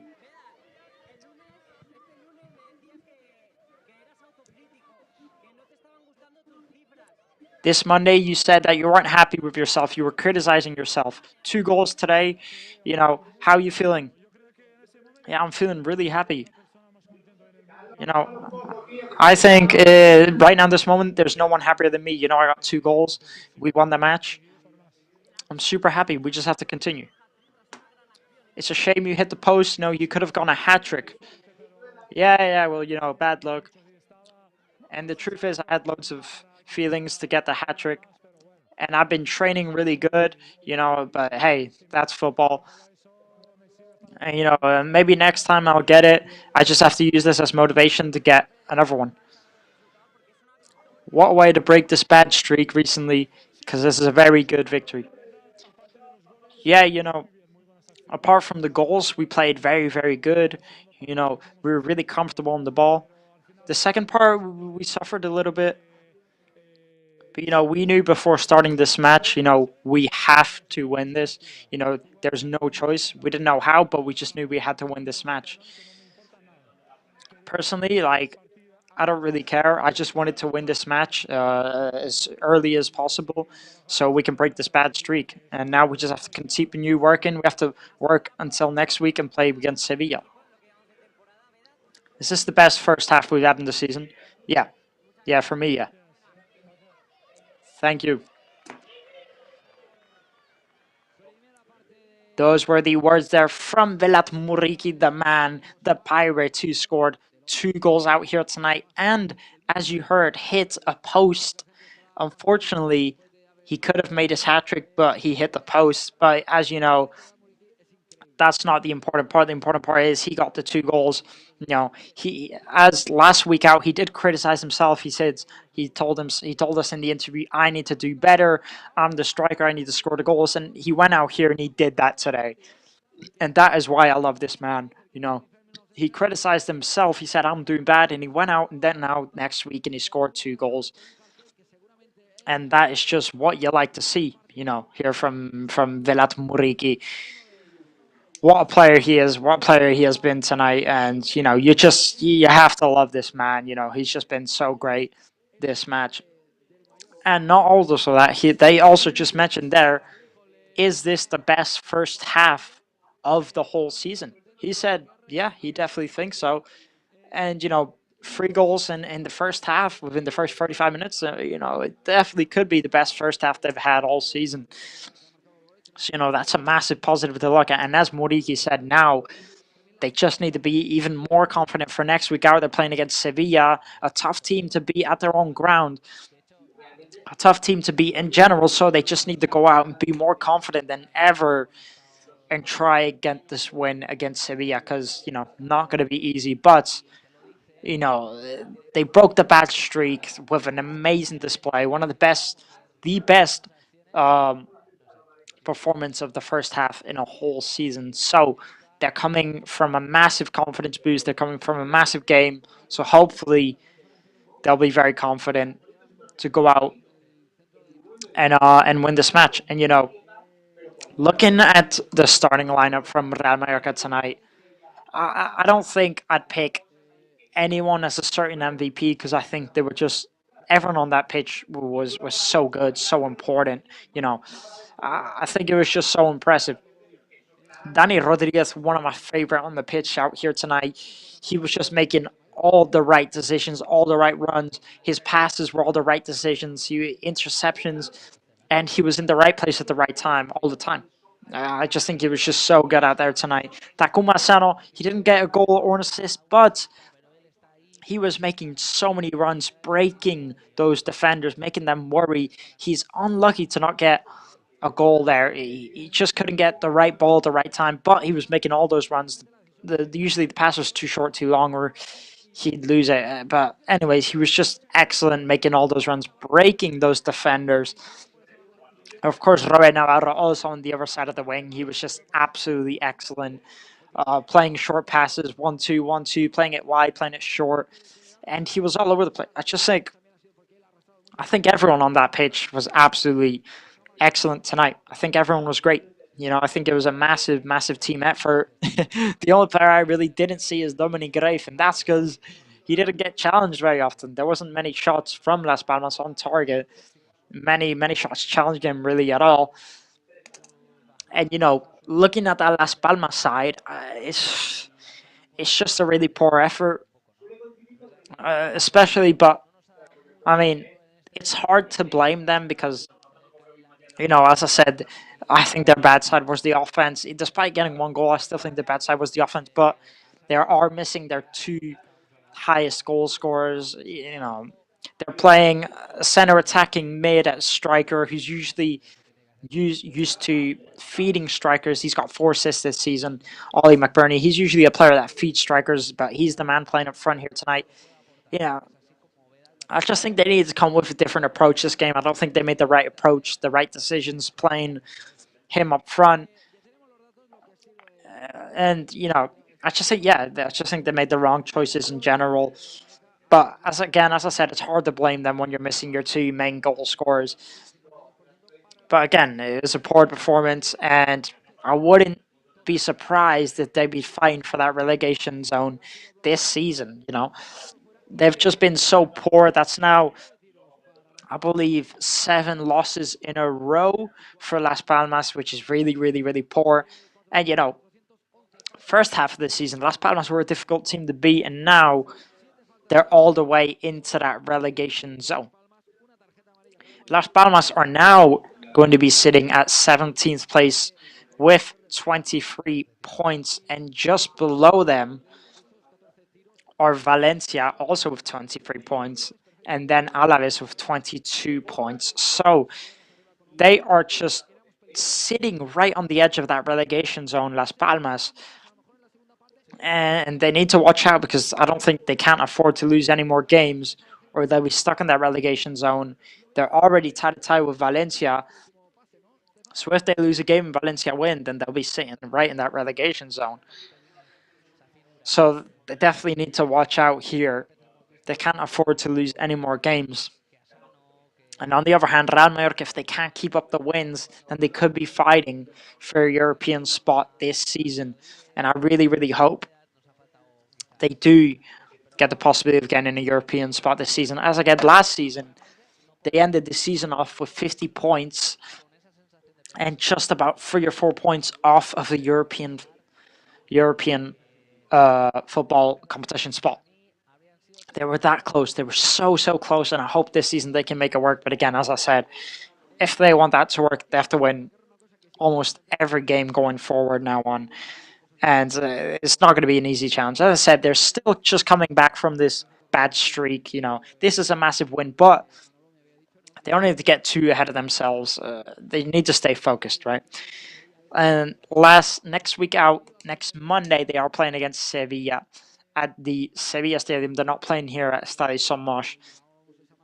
And of course, Sevilla, not an easy team to beat. Matter of fact, Sevilla are sitting right at 11th place with 31 points. So Real Mallorca winning tonight means they go 3 points above Sevilla. But if Sevilla manage to beat them next week out, Sevilla will be able to catch them. And Real Mallorca probably will drop some points. And a massive win tonight because they went all the way from 11th place all the way up to 7th place, getting those 3 points. So a massive, massive, massive win there for Real Mallorca. But again, as I said, I don't think it was anyone in general that made them win the match. Obviously, yeah, Muriqi did get the 2 goals. He did score the goals. But again, it was just such a good team display out here tonight. I think it was very, very, very impressive. You know, it was just great. Whereas the recent results, realistically, the recent plays, the recent matches from Real Mallorca have been good. As I did mention, against Osasuna last week out, and the week before that up against Real Betis, Real Mallorca, they played good. They really did play good. It was good team performance, good defensively, good offensively, but they were just missing the goal. They were just missing someone to score the goals. They couldn't get the shots on target. They couldn't score, but everything else was so good. It was good performances. And now here tonight, they put in a good performance again, but they actually scored. We have the words from Jacob Arrasate now.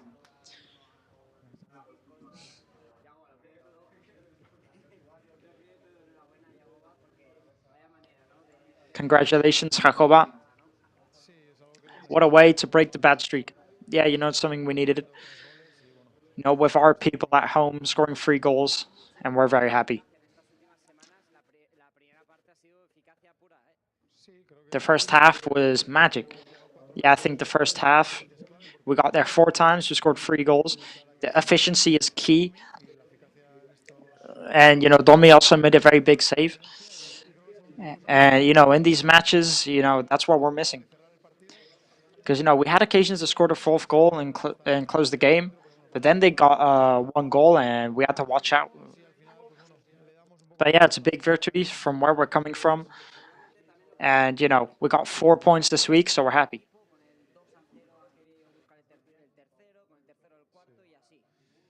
Are you happy with the team going for more goals every time? Yeah, I think it's something that this team has. We're never happy with 1 goal. We'll always go for the 2nd or the 3rd. It's true that 2nd goal relieved us a lot. And, in the second half, we even had options to get the 4th goal, and it was really good. Tell me about Asano. Do you think it was good? Do you think it was important? Yeah, he's a player that, we really need him. He started the season really good, but then he got injured, and now he's just feeling better, and he's a constant menace for rivals. And, he makes really good runs. He's really dangerous against offensive teams. 2 goals from Muriqi. Last Monday he criticized himself. Very important for him. Yeah, we're very, very happy with him. All the work he's been putting in him, and the work he did for us today, we're really happy. This week he scored 3 goals, and I really hope he continues like it. Those were the words there from Jacoba Arrasate, the Real Mallorca manager, who, as you can see, very, very, very happy with his team in the first half and also in the second half. Now we have Sergi Darder. Sergi, what a match, right? What a way to break the bad streak. Yeah, what first half we had. It's true that we had some good parts in the second half to score the 4th, but hey, that's football. We tried to get the 4th, but hey, we couldn't make it work. We saw the result. After how bad we've been suffering, we got a bit relaxed in the match, but we started losing concentration. But hey, we just have to enjoy ourselves now, and very well done to everyone on the team. Very, very efficient from the team today. 3 shots, 3 goals in the first half. Yeah, And, we also have to give it to the goalkeeper, Dominic. Dominic made, some very important saves because, if they scored goals, then, we could have got nervous. The match could have been completely different. So, we got to calm down when we scored the second and the third. So, yeah, I think we did a very good match. How did you feel playing that deep position? Yeah, it's my new position now. I've been playing, 10 or 11 years playing upwards, and now I'm playing in a new position. When you haven't played in a new position in a while, it's like risky. Realistically, this is actually my position. They think I'm more of a center attack and mid, but realistically, I'm more of a deep player. And I'm really happy playing there. Thank you. Those were the words there from Sergio, who, as you can see, very, very, very happy with the first half. But I will mention, amazing first half. But going into the second half, they did kind of lose a bit of concentration. They lost a bit of focus. I think they relaxed a bit too much. They saw the result. And yeah, they just kind of calmed down. They conceded a goal. So, they need to keep that in mind. They can't lose focus. It doesn't matter if it's 3-0, 4-0. Someone can always bring a match back. But hey, apart from that, as he said, that is football. That does happen. And also, a big save from Dominic Greif in the first half because it could have been 1-1 early on. And that definitely would have changed the whole match. It definitely would have been different. So, also a very, very important moment from Dominic Greif in that first and second half, also to keep away the goals from coming. But, in general, really, really happy they all are. Sergio Derrida, as you can see, happy with his new position. He used to be more of a cam. He used to play more up front. But as he said, he always thought he was more of a deep player to sit back and help the team push out forward. And that's what he did here today. He sat back, helped the team, played long balls. That's more of the player he is. He seems to be enjoying that position, and they seem to be enjoy playing him there. And he does play much, much better there. I just think Real America were just absolutely excellent in that first half. It was lovely. We have an interview here now with 2 players. We have Martin Valgent and Omar Mascaray. What a match, right? Well, yeah, it was really good. We all really enjoyed it, especially after that month and a half of suffering. We've really come back. We're back as a team now. We're playing intense. And in the second half, we also had some pretty good options. We could have scored the 4th goal.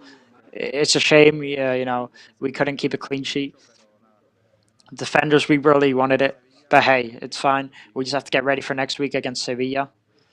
And it's important that, we've come back a little.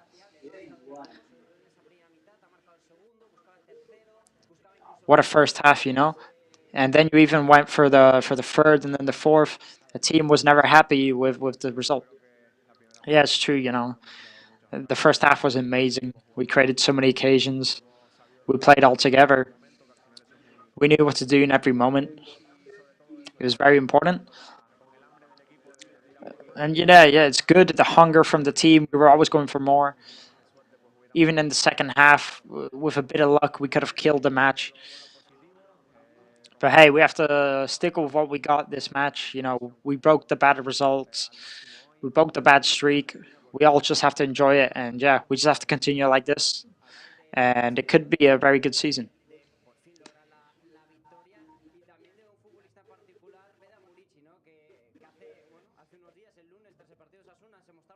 Murici, last week out, he criticized himself a lot. And now he's got 6 goals and almost got a hat trick tonight. Yeah, I think he ought to criticize himself, but in a good way. He says he needs to do better. He speaks for the team and for himself. That's why he always gets better, because he knows he can do better. He knows he can score more goals. And, his attitude is just really good. It's amazing. I hope all strikers could, keep on scoring goals for the team. And I'm sure that will really help us gain more points. We talk a lot about the offensive play, but what about the defensive play? We have to talk about it. You know, you almost got a clean sheet here tonight, but it was really good. Yeah, we're really happy. We're a bit annoyed because we couldn't keep the clean sheet, but hey, I think defensively we were really good. We're very, very competitive. We just have to continue with the positive that we got here tonight. I think this is what identifies as good defensive and offensive play, and we just have to focus and have a good second half of the season. Those were the words there from Martin Valgent and Omar Mascarey. And as you can see, both of them very happy. Almost a bit annoyed that they couldn't keep the clean sheet, but hey, the important is the important. That's the result. You know.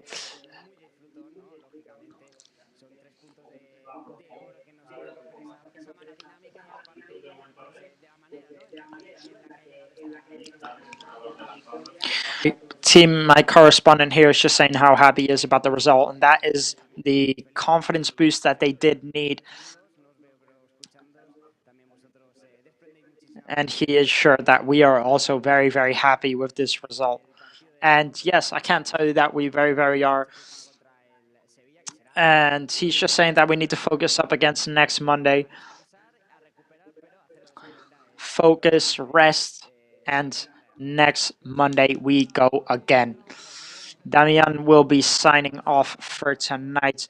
Of course, do not go anywhere because we still have the press conference with Jacob Arrasate coming up very, very soon. So do not go anywhere because we still have that coming up very, very soon. But yeah, I mean, what a result that was here tonight, And as they did say, it was also, offensive was great. Don't get me wrong, everyone played their part, but defensively was also great. Despite, Las Palmas not making much of a offensive threat, they didn't make much of an offensive challenge, but still, it was really, really good defensive work from this team. But as I said, I don't think it's offensive defense. I don't think anyone wins the favor. I think as a team, they were all just so strong out there tonight. It was great performance from everyone. And I'm sure that the manager, the defenders, the attackers, I'm sure everyone's going to be happy with that. And as they were saying, if their strikers can't keep up those type of performances, can't keep on scoring as they do need to, and if the center midfielders can keep on playing them through, feeding them these passes, then I'm more than sure that Real Mallorca can have a very, very good rest of the season. They're perfectly capable of doing it. We've seen it before, but it's just these type of performances that need to keep up with. And as the defenders did say, they could have kept a clean sheet, but I think in the second half, they maybe lost a bit of the focus. They maybe got a bit too distracted at the fact that we're winning 3-0. They could have scored a fourth. Unlucky, Muriqi to hit the post, and they had one or two more chances, but they got unlucky to not score the fourth, and they did concede one in the end. I'm sure the defenders are a bit annoyed to not keep a clean sheet now, because that will be 7 matches in a row where Real Mallorca have not managed to keep a clean sheet, but they have to focus on the main thing, which is Real Mallorca taking home the 3 points. Not only taking home the 3 points, playing one of the best first halves of the whole season. 4 shots, 3 goals in the first half. And this is what Real Mallorca need, if they want to keep this up, if they want to be with the big teams, if they want a probability at get European football again after almost about, you could say, 18 years without playing in a European competition, Real Mallorca have really started to make a name for themselves these last few years. Last season getting to the Copa del Rey final, this year playing in the Supercopa. They really have made a name for themselves despite only playing 9 seasons in the first division of Spain. they've really grown as a club, and you can see it out here tonight. You can really see how they've grown as a team, and it was such a good team performance out here tonight. If they could just keep this up for 2 or 3 more seasons, Real Madrid is getting bigger and bigger every year. This is what they need. They just need to keep this up. They've made great choices in managers, I do have to say. Javier Aguirre last season, what season he has had. Jacobo Arrasate this season, he's having a great season too. Let's not get that wrong. And they are making the right choices up until now. But yeah, again, as I said, they are a relatively new team when it comes to first division football and growing. If they keep this up, Real Madrid could make it very, very far. But let's not get too overwhelmed. They are playing out against Sevilla next week. A very, very difficult team to beat at their home ground. They're not an easy team to beat, Sevilla. As I said, they're sitting similar in the table, Sevilla. They're just 3 points behind Real Mallorca. Talking about Sevilla, they did win 4-0 here tonight against Valladolid. They are a team that know how to score plenty of goals. They're a strong team. They're not going to be an easy team to beat, and they're especially a hard team to beat when they are playing at their own ground. So, it's not going to be easy to beat a team like Sevilla. They're really going to beat. If Real Madrid want to beat Sevilla, then if they put in a performance like they have but tonight up against Sevilla, then they definitely stand a chance at beating Sevilla. But as I said, if the strikers can do their job, if the defenders can keep on doing what they're doing, then it could be nice. It could be a nice ending. It could be a good season here for Real Madrid. And that's all I've really got to say about this match. Pretty much no words. Amazing performance. Good performance, especially the first half. Second half could have been a bit better, but in general, all good. They got the 3 points. They got the 3 goals. That's all that matters. One thing I also want to talk about now, before this match, Guy Ladin was the maximum goal scorer for Real Madrid with 5 goals to his name. And now Velat Muriqi is actually taking that place. Velat Muriqi is now the maximum goal scorer for Real Mallorca, and he has got 6 goals to his name now. He has scored 3 goals, Muriqi, this week. He scored last week against Osasuna, where he scored the penalty in the 80th minute, and he scored 2 goals here tonight. That's 3 goals this week, and that makes him now the new maximum goal scorer for Real Mallorca this season. And also, talking about Kyle Ladding, looking at him when he came on in that second half, I didn't see much of him. Every time he got the ball, he'd lose it or he fell to the ground.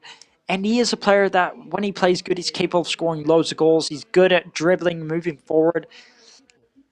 If Guy Ladding can get on form, can really get the way he needs, then he can definitely make an impact too. We know he's capable of doing it. We've seen it before, but it's just Guy Ladding that's missing a bit more. Velat Muriqi managed to do it, and you just gotta love Muriqi, because he did criticize himself last week out here on YouTube Play Red on the interviews. He criticized himself. He said, "This is my fault. I'm the striker. I have to be better." And he was right. He wasn't scoring. He wasn't doing what they needed. And he went out here tonight and he scored 2 goals. And now look at him. I just think if the other strikers, the other forwards can do the same, then they might stand a chance. If they can look at the mirror, try and get better, try and, figure it out, then maybe they could really get back into this. Because for now, Vela Muriqi is looking a lot more stronger than Guy Laddin when it comes to scoring goals, when it comes to the first striker pick choice. And not to mention, Takuma Sano had a great match here tonight also. Despite not getting a goal or an assist, he was still so good. As Jacobo Arrasate said in the interview, he was making all the runs. He was breaking right through, and he was just tearing that Las Palmas defense apart, because when he's making those runs, when he's breaking right through, he's making those Las Palmas defenders nervous, I'd say he was unlucky to not get on the end of one of these balls and score a goal. And it's true, he wasn't lucky. But, that's not the point. It's not sometimes all about scoring. The fact is, he kept on making the runs, he kept on doing so, and he was tiring out those Las Palmas defenders, and he was doing his job right. And I really was happy with how he played. And not to mention, when he did get the ball one or two times, he did well to dribble past two or three players. He got two or three cheeky nutmegs, and he was very impressive, I do have to say,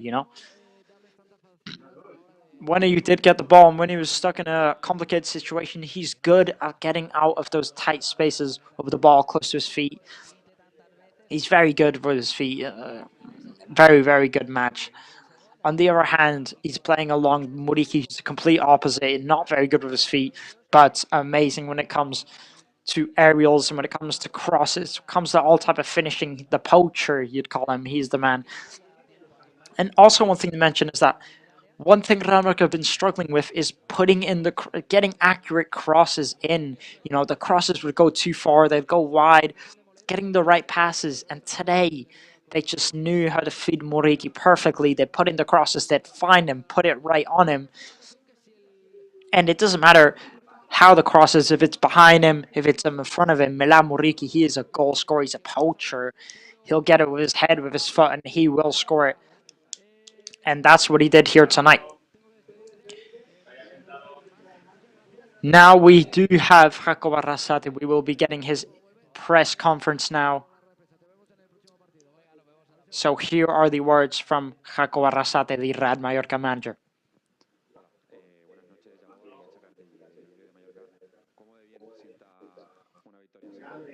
How do you feel after a victory like this? Well, you can imagine it, right? We didn't even remember what it was like to win. We won, scoring 3 goals. It's what we really needed, and we're really happy. We need this for next week out.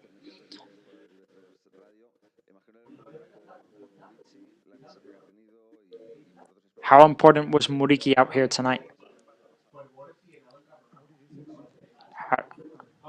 How did you feel?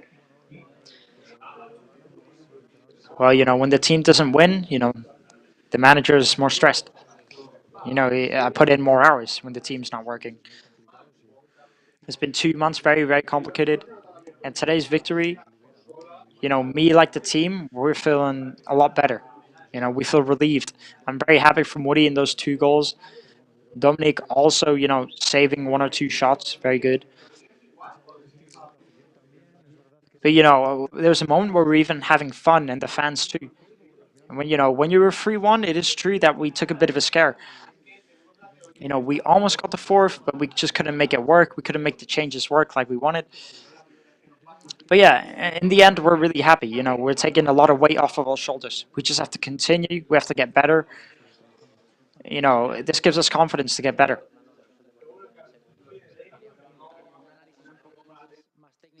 Can you give us an analysis a bit more technical of this match? And also ask you, did you fall in love with this type of football? Well, we started with an error from Danny there. And, a bit of a mistake and a very good save from Dominic. But it's true then that we scored a very good goal. But then, when we got to 2-0, I think we really got a lot of relief. We did some very good minutes. We played really comfortable. We had more control of the match. We had Taku also creating a lot of threat. He can be a very dangerous player sometimes. You saw the best minutes. It's true that we tried to get the 4th goal and we couldn't make it work. And we were getting a bit angry. But, the team even won it. They even tried to get the 4th. And that's what we all really want to see. But, it's hard to make this work all the time.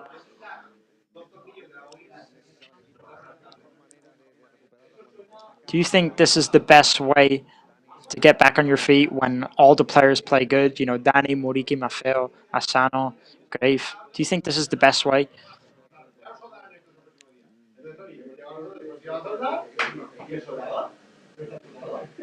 Is this the way to gain back the level? Well, I would have loved to win, 1-0, very, very closely. But yeah, it's a way to get better. We scored 3 goals. All the players were playing good. It is a better way to win. But the process is, I think we have a very stable group. We got 30 points in the first half of the season. We are a team that knows how to win. We just have to keep on working, keep on coming hard, and the victories will arrive. We have to look at the good and the bad, and that's why we're good at looking forward, because we look at both sides. Not just play good in Sevilla, but we also have to train good to compete in Sevilla. We saw Sergio that they're very comfortable in that position. But now Manu Morlanes and Sam Costa are going to come back. Is Sergio that they're going to continue in that position? Is he going to go on the wing? Because he looks more comfortable in that deep position. Yeah, well, it's true that when he plays in the wing, he also goes a lot inside. Sergi plays a lot more inside than outside. But it's true that he was playing very, very deep in that position. But, when he participates up front, it's really good for us. It makes the team play better. What I'm saying is that Las Palmas should have closed out a bit more. He almost brings the equilibrium to the team, the stability. I think he's having just a really good season, because I think he could play even more. But we'll see where he plays. If he plays on the wing, down below, deep, we'll see.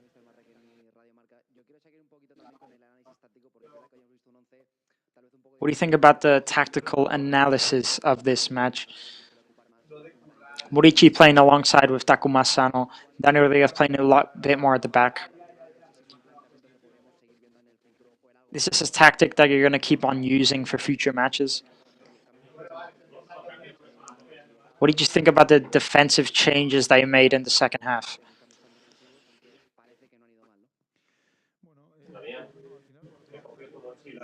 Well, in the end, when you have a tackle, it's just another danger up front.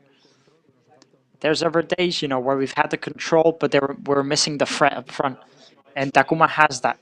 He just has that threat up front. It's true that he had injured quite a few times, and mentally he was struggling. But, the sprints he makes when he runs through, it's very dangerous. It's true that we have very good passers to play him through long. But hey, that's, I think, where he plays best, when he makes those runs and he's a dangerous threat. I was going to make different changes, but, when they score one, I had to change the plans. The bench was also telling me different things. So, I had to make some changes. I was going to bring out other players, but decided to bring out more defensive changes when they scored the first goal.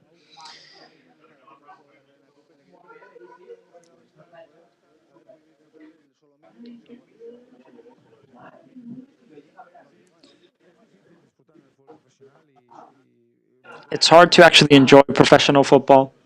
Some matches we won by one. But, it's true when you win 3-1, you get a lot of joy. I saw the fans enjoying it, saw the team enjoying it. And that's, what a trainer loves to see. But we just have to keep on working. There's still a lot of the season goal. There's about 14 matches left. We have a decent position, but we just have to keep on going as we're going.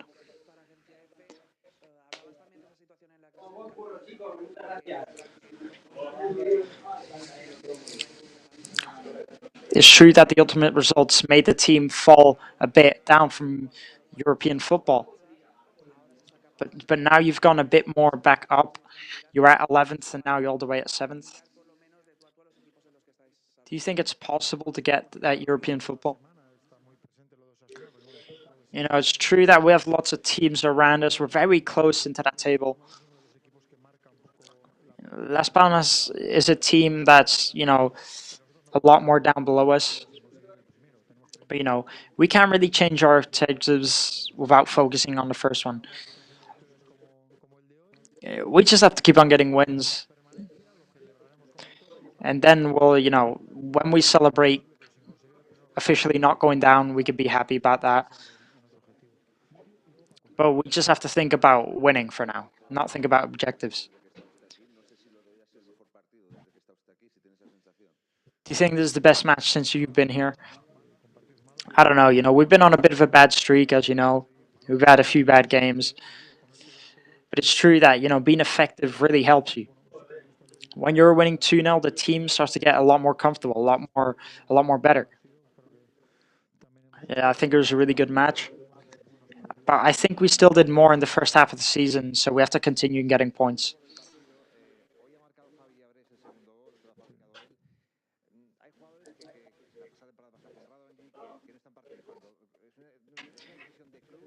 There's players that aren't participating a lot in the match. Is this a decision by the club? Or is it your decision? No, I talked with Javi, I believe a lot in him, I've seen what he does. He knows how to score goals, I am confident in Javi. Yeah, Van der Geyden now playing on loan at another club. If they aren't playing and they have another possibility to go somewhere else and play, then, that's fine by me. Because they are young players and they deserve to play minutes. So, there's players that are on loan for 1 year too. So, seeing how everything is, we do want to give options to these players that want minutes to play. They can be important in the future for this club.